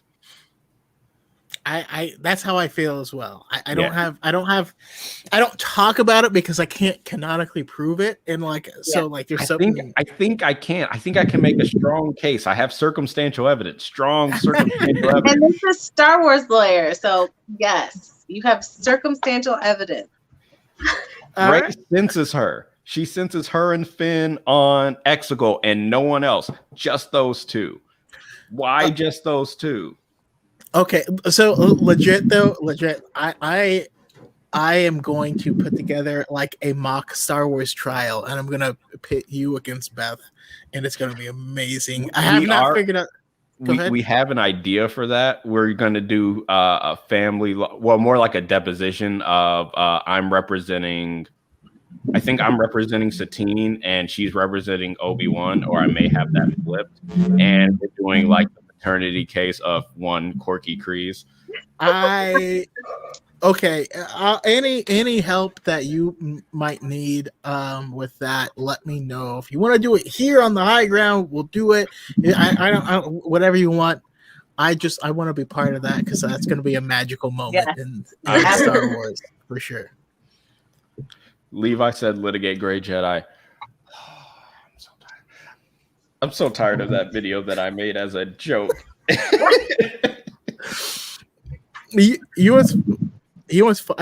feel lucky and also sad by this, but I've combated so many toxic people that I don't get a lot of toxicity on my videos anymore. And I remember when you did, though. Oh yeah. Well, and I almost miss it. I'm like, everyone's chill here. There's no conflict. People right. calm down. Now what do I do? There could be no character development, I guess. I don't know. But yeah, Erin and Gwen, what could or should be done differently? I don't know. I feel like I can agree with both. I can agree with all of your opinions, actually, with how Finn should have been how a story should have been told, I guess. I can see all of your opinions and views on that, and I think all of them are pretty cool. Yeah. For sure. Yeah. I think Brooke here, Oh, real quick, says her theory is that they're stealing Force-sensitive children for the First Order, so they'd never learn how to use their powers. Ooh. So Yeah. we could have. that could be a possibility. yeah. My first 9 videos on TikTok were all a rant about Finn, and one of the storylines was that. Wow. I love it. And what were we going to say, Erin?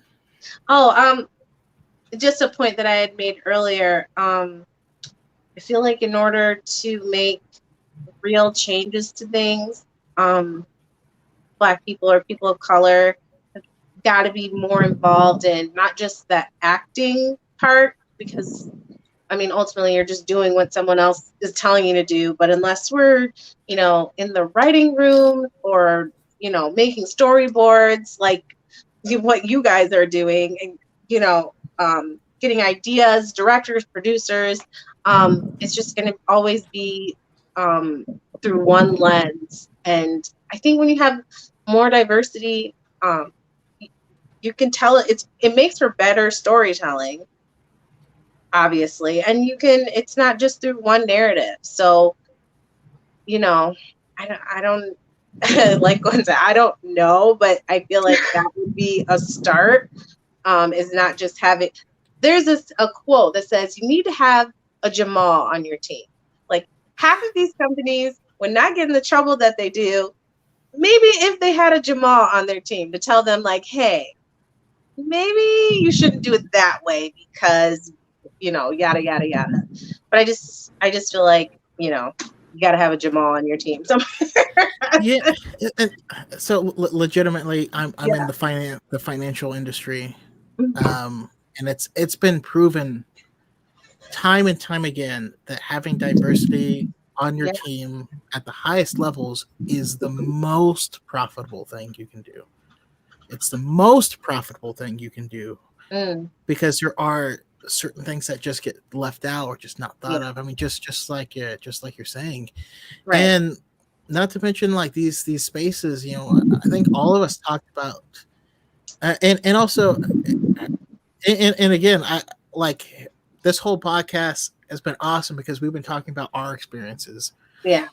And it's not like us versus them. It's not a versus. No. It's just our Right. experiences. No. Right. I feel like there's this weird thought that everything we say means that it's against white people, and it's Right. not. It's not. It's just this is Right. our experience. And sometimes it could be white people, could be Black people, could be anyone. You know what I mean? But these are our experiences. There's times where we don't feel comfortable letting out our nerdy side. Yeah. But it very much exists. And I think about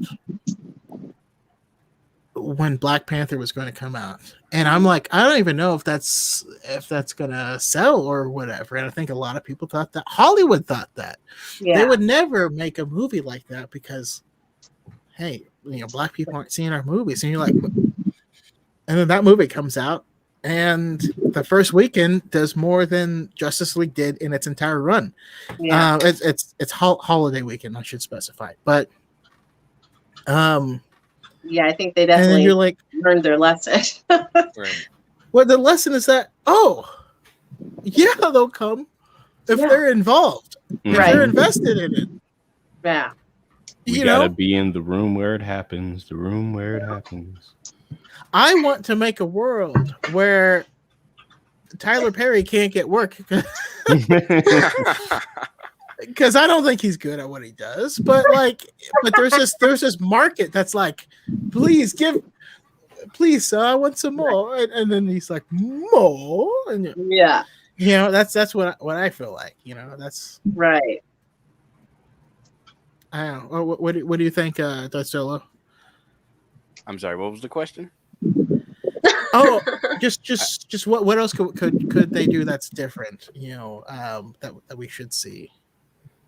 You mean as far as diversity? Yeah. Well, like I said, I feel like it should be more normalized. I feel like I feel like, especially in The Force Awakens with Finn, I felt that, I don't know if anyone else got this feeling, but I felt like, especially in that trilogy, it was more, hey, black people, look, a black guy in Star Wars, Yeah. come see the movie. You know, Yeah. it wasn't there. Maybe in the beginning, or I don't know, but I feel like Finn wasn't there to be a great character. He was there to be a black character. And I feel like that they do that with a lot of different stuff, but I feel like what we need is for just more black characters to exist. Yeah. And, you know, I mean, even, I'm not complaining about The Mandalorian. I absolutely love it, but they could have made Din Djarin black, and there would have been no difference whatsoever. One of them is black, but yeah. I know, yeah. I think it's the guy who does the choreography for the hand-to-hand fights. He is black as you could get. But, you know, I think that we just need more black characters in Star Wars, just everywhere. I mean, I want to see a bunch of salt and pepper everywhere, you know. Yeah. Just for them to exist and be good characters before being black characters. Right. To add to your... Sorry. No, go ahead. Hey, just if I'm talking and someone else is talking, I will shut up. You guys keep going. All right. Let's just say that. But. Just to add to your point, Darth Solo, and kind of what we were saying a couple minutes ago, whenever critiques or opinions are given by Black people, I feel like the response is always like, well, you know, you have Finn or you have Mace Windu. What more do you want? There's a Black character. There he is.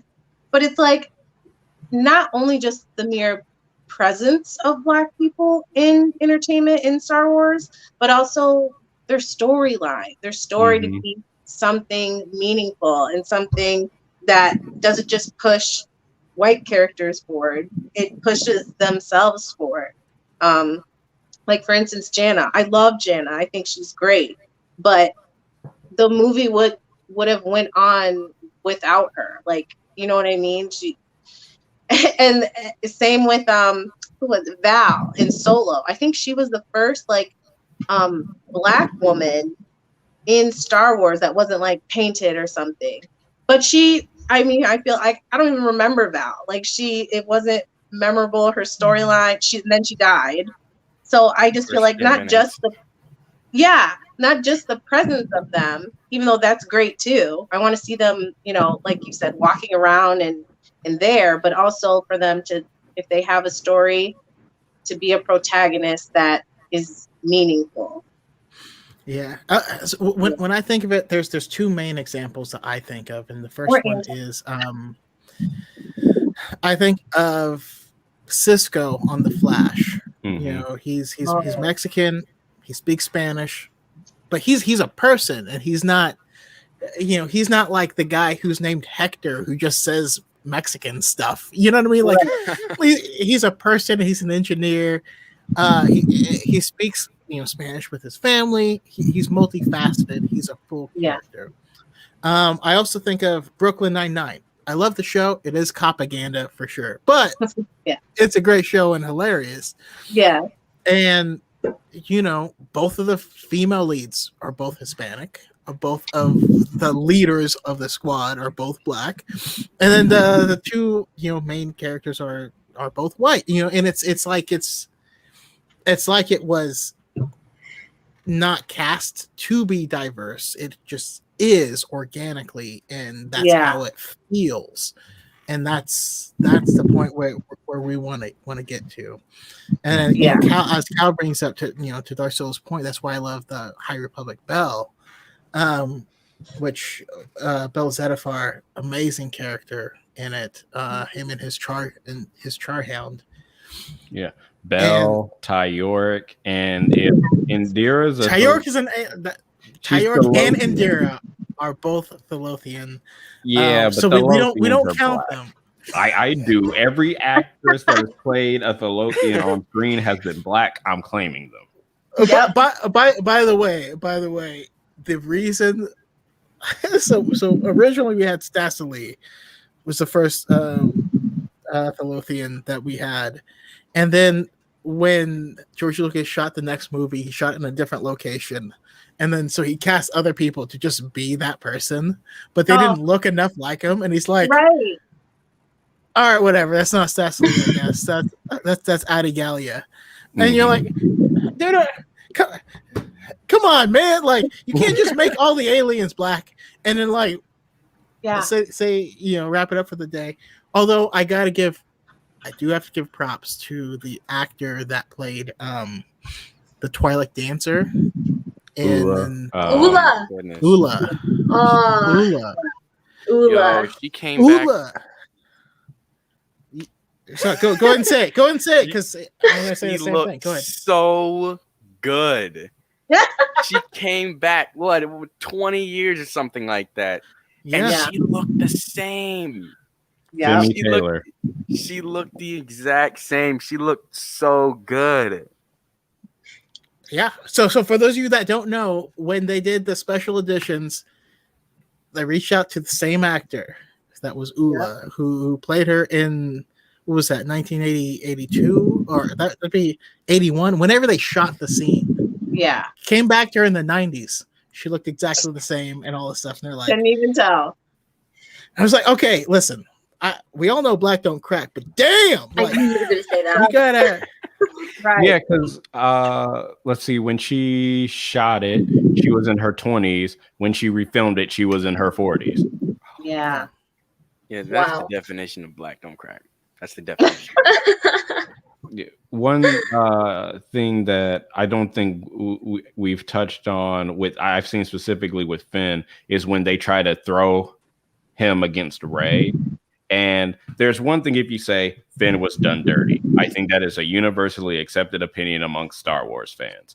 But when they're like, oh, well, Finn should have been the main character instead of Rey. I didn't like Rey. And it's just like, do not use the racist treatment of Finn to be a misogynist. I will not allow this. Right. Not on Beyonce Knowles' internet.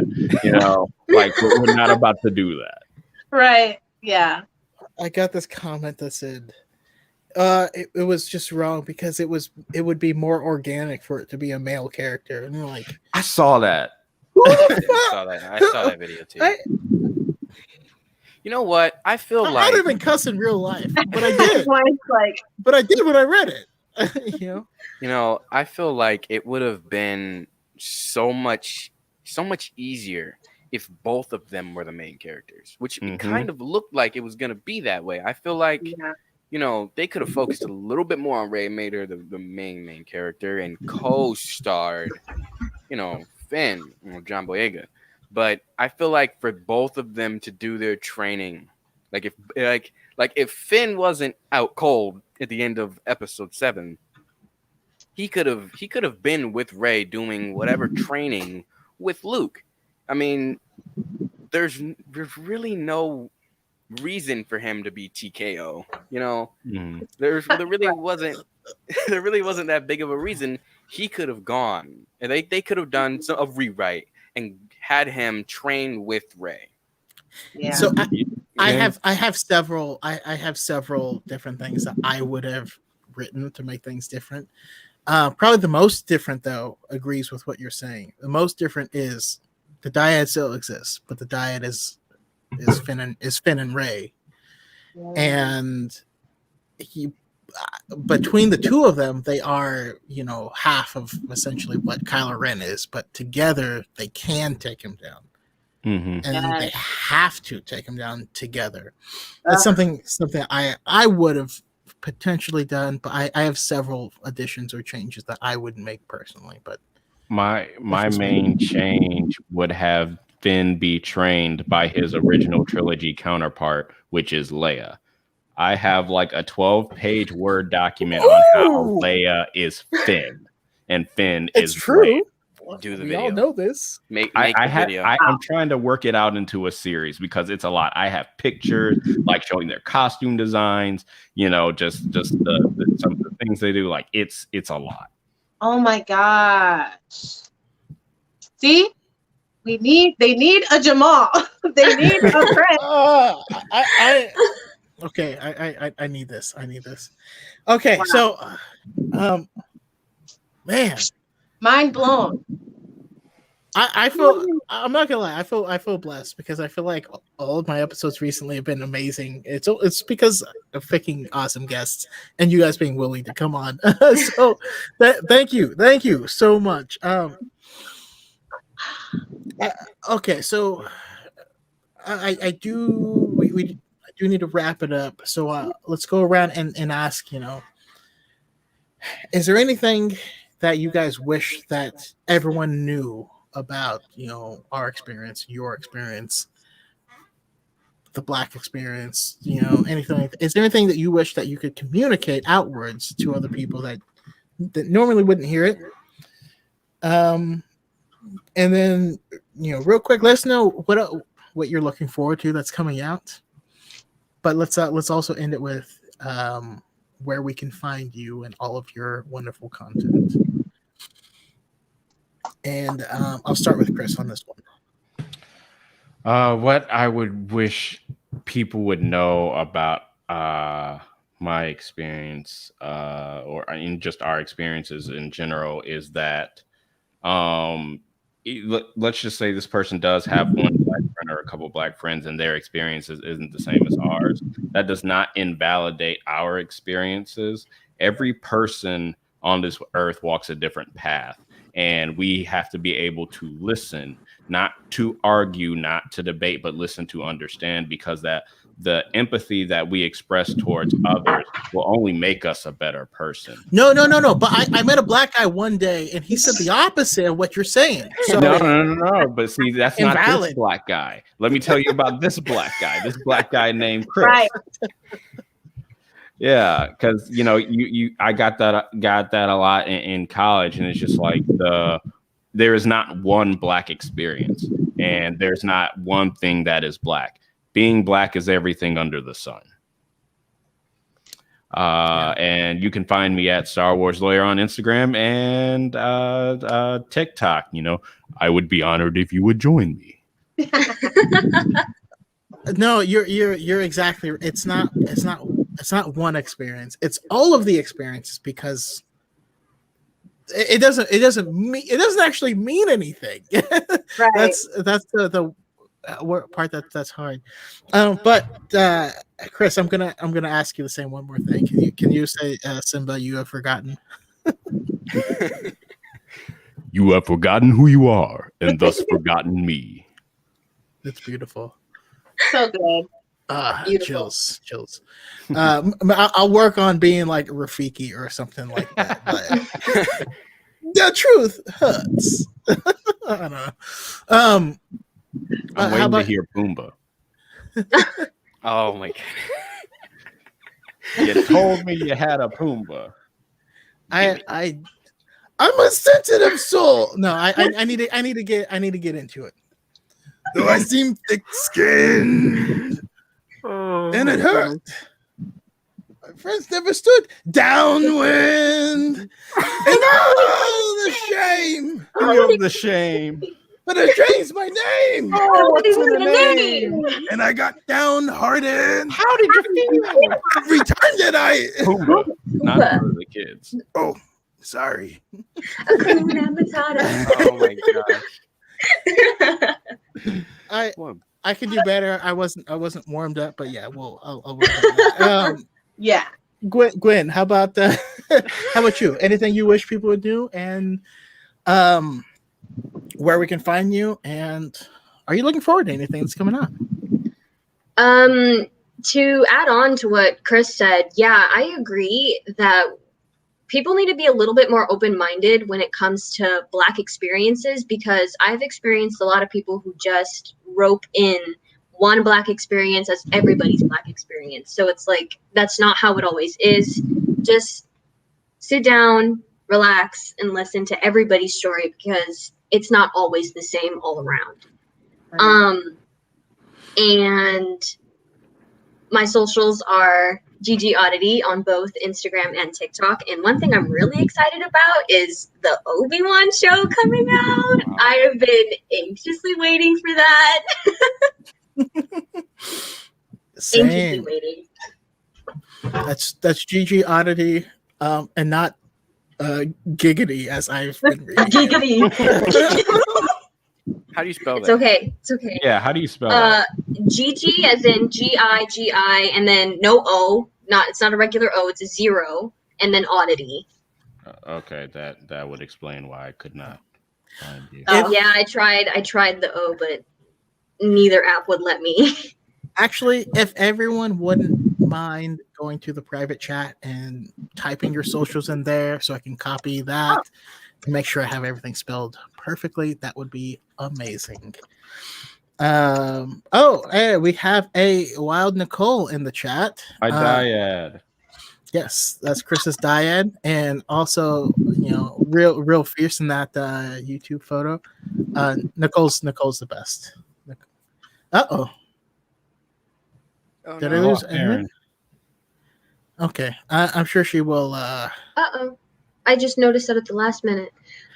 I'm sure she'll pop back in just a moment. We'll make sure that we don't miss out on her. But there we go. There she is. But I hit the back button too many times. Sorry. happens to the best of us. But yeah, how about you, Darth Solo? What I would just want everybody to know is, like we've already discussed, I face a lot of, toxicity, but I just want people to know that is not everybody. That is not everybody. It honestly breaks my heart when I see other people, making videos saying, I'm done. I'm taking a break from, well, breaks are good, but I'm going to stop being in the community and making videos about Star Wars and stuff. It honestly breaks my heart because it's really not everybody. It's not even the majority. It's just those idiots who are always screaming the loudest. But yeah, that's what I would want everybody to know. And what I'm looking forward to. What I'm looking forward to is the Obi-Wan show. I'm going to cry. I know I'm going to cry. It's okay. We all do. Every true Star Wars fan cries. I'm a prequel person, so... I make people cry. Oh. Yeah, you do. If they do the scene from the Ahsoka book where Obi-Wan is at Shmi's grave apologizing for Anakin. Oh, no. Oh. I promise. No, we are not about to make no emotional. No. Don't do that to me. Don't make me cry. Not right now, please. Oh my goodness. Oh no. I swear. I'm gonna cry at least 3 times. I cried when I saw Luke. They're definitely gonna do it.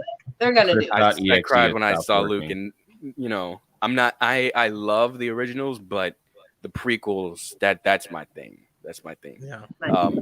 But so I know I'm gonna need a towel to wipe up my tears in my room. A bunch of tissues everywhere. Buy yourself a sham wow. Just be prepared. Just wait until I can edit that scene with leaves from the vine. Oh no! Don't you dare! Don't you dare! Thank you so much, Amber. That is hands down the saddest That is like the saddest song in animation. But anyway, that's what I'm looking forward to, and my socials are Stop Motion Commotion on Instagram and YouTube, and Darth Solo on TikTok. Awesome, love it. And real quick before we move to the last member, Kris, you didn't mention what you were looking forward to. What I'm looking forward to, Monster at Temple Peak. Yeah, Ty York. Give me all the Ty York content. I'm also looking forward to Lando. Disney, hire me. I have a pitch for you.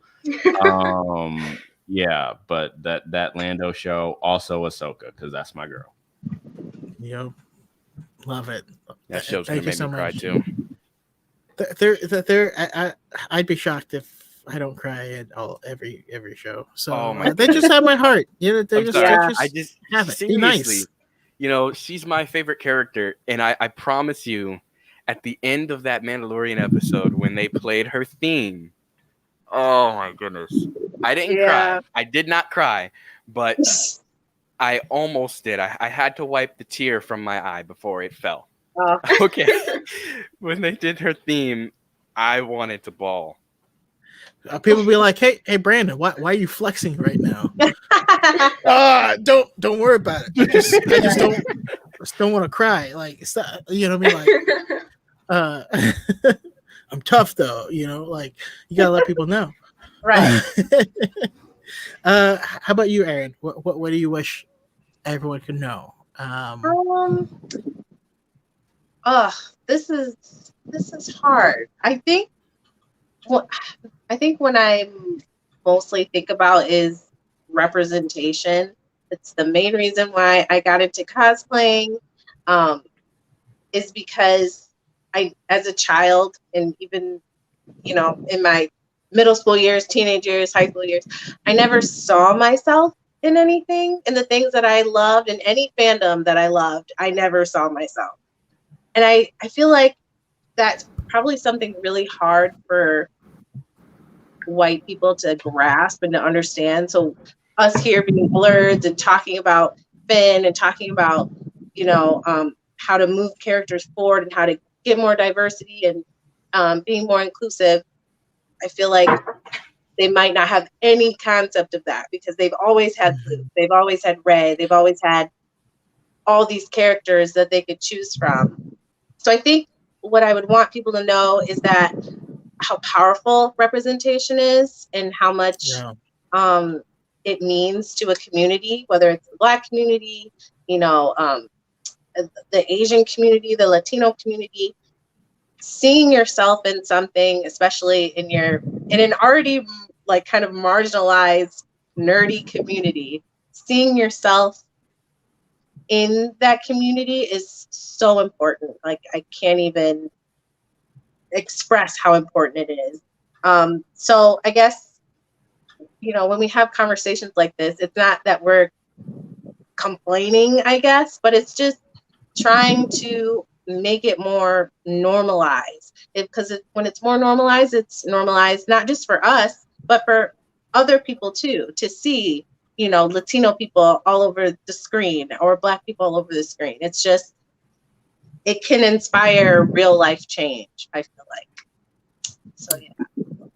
No, that's so true. Like the way I always think about it and like want to explain it to people, it's like being left-handed. You know what I mean? It's like if we're all left-handed and you go to elementary school and the desks are made for right-handed people. It's not made for you. You can use it. It's not made for you. Right.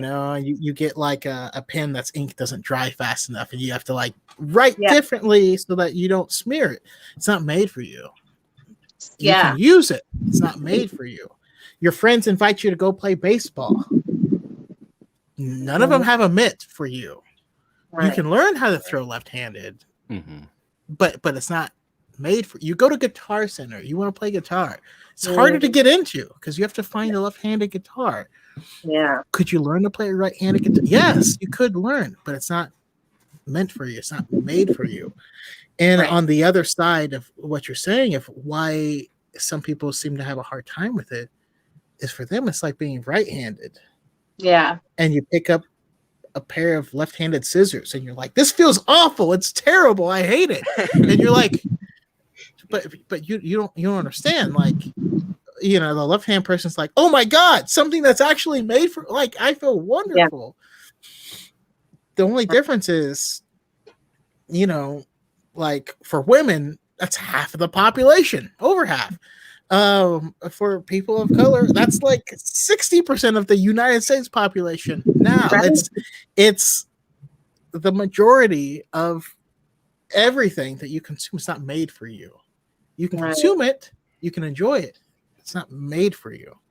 Right. And that's the difference. But yeah, sorry, Erin, what are you looking forward to coming out, and where do we find you and your amazing stuff? Okay, so of course, I'm most looking forward to the Obi-Wan Kenobi show, 100%. I cannot wait. And also Acolyte. I feel like that's going to be so interesting. I can't wait. And Ahsoka, everything. But definitely Obi-Wan, Ahsoka, and Acolyte. Where you can find me is Erin. It's spelled in the corner right there. I'm on TikTok and Instagram. So yeah. That is awesome and wonderful. I thank you guys all so much for coming out. For me, Acolyte is my number one. That's what I'm most excited for because it's the one that I can comprehend the least about. I think Star Wars is at its absolute best when it's weird. And when I mean, I feel like most complaints about any Star Wars media is it's not what I thought it was going to be. Like I feel like that encompasses 90% of it. Of like, I didn't want this character to be doing this, or I didn't think this would end this way, or whatever. Yeah, we got the only way that you have any thoughts of where this could go is if you're reading the High Republic, and if you're reading it, you can't be toxic. That's just the rules. I don't make them up.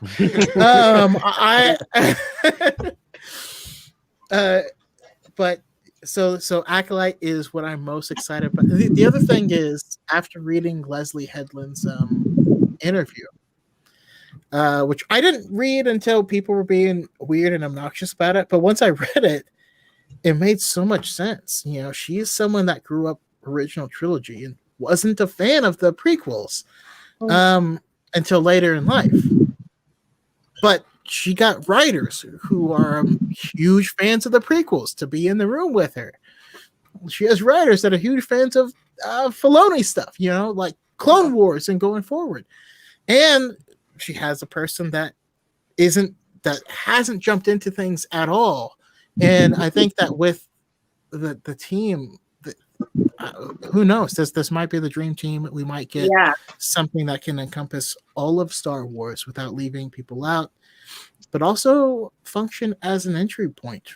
Because I know people who are starting to watch with Bad Batch. This is the first Star Wars thing they've watched, and they're like, "Who is this?" Like, they're from Clone Wars. Don't worry about it. Like, it's not gonna. Who's the guy with the cowboy hat? He's like a space cow. I just watch it. You know, he's cool. I don't know how to explain Cad. How do you explain Cad Bane? He's a space cowboy guy who's my gosh, I love that whole entry thing that they did for him, because maybe I don't know why they did it now, but before in the Clone Wars, he wasn't really. They didn't really push that cowboy thing onto him. No, he just had a hat and a Clone Wars. Right, that's low key what he was. He was the perfect gunslinger, and then the music, and then what he was wearing. It was so. Oh my goodness. Oh my gosh. Just, Star Wars is loving the cowboy thing lately. They are loving the cowboy western thing. Getting back to the roots. Yeah. Yeah. The episode of Mandalorian with Ahsoka where you had a cowboy standoff outside and a samurai showdown inside was just magic. That was just magic. But all right, thank you guys so much for joining. I think this was too long for Kris. he just disappeared into the ether. I guess, no! But oh, okay. Oh, he's back. Okay. But yeah, I just thank you guys so much for joining me, and for everyone in the chat. I want to do some quick shout outs. Nicole is amazing. Thank you. Calfur, Klein Sommer, St. Pat. He's the one that did my logo. He does amazing stuff. Amber Medina, Xanatos, K-pop Times, which K-pop Times, if you're still here, I need to find your TikTok or whatever to follow you, because if you're black into cosplay and Korean stuff, like okay, we should be in friends. Yeah. Right. Oh, someone asked where my shirt is from. It's from it's a local store around here called Meyer. That's where I got it. Oh yeah, we love Meyer over here. Yes. Okay. I live in San Diego. Never heard of it, but Yeah. that's cool. That's It's like a Midwest thing. yes. Connor Fahey also on the chat. Great dude. You should be following him. CB is wonderful. But yeah, thank you guys for coming out here, for having this conversation with me. Thank I appreciate and love all you. And may the force be with you always. May the whole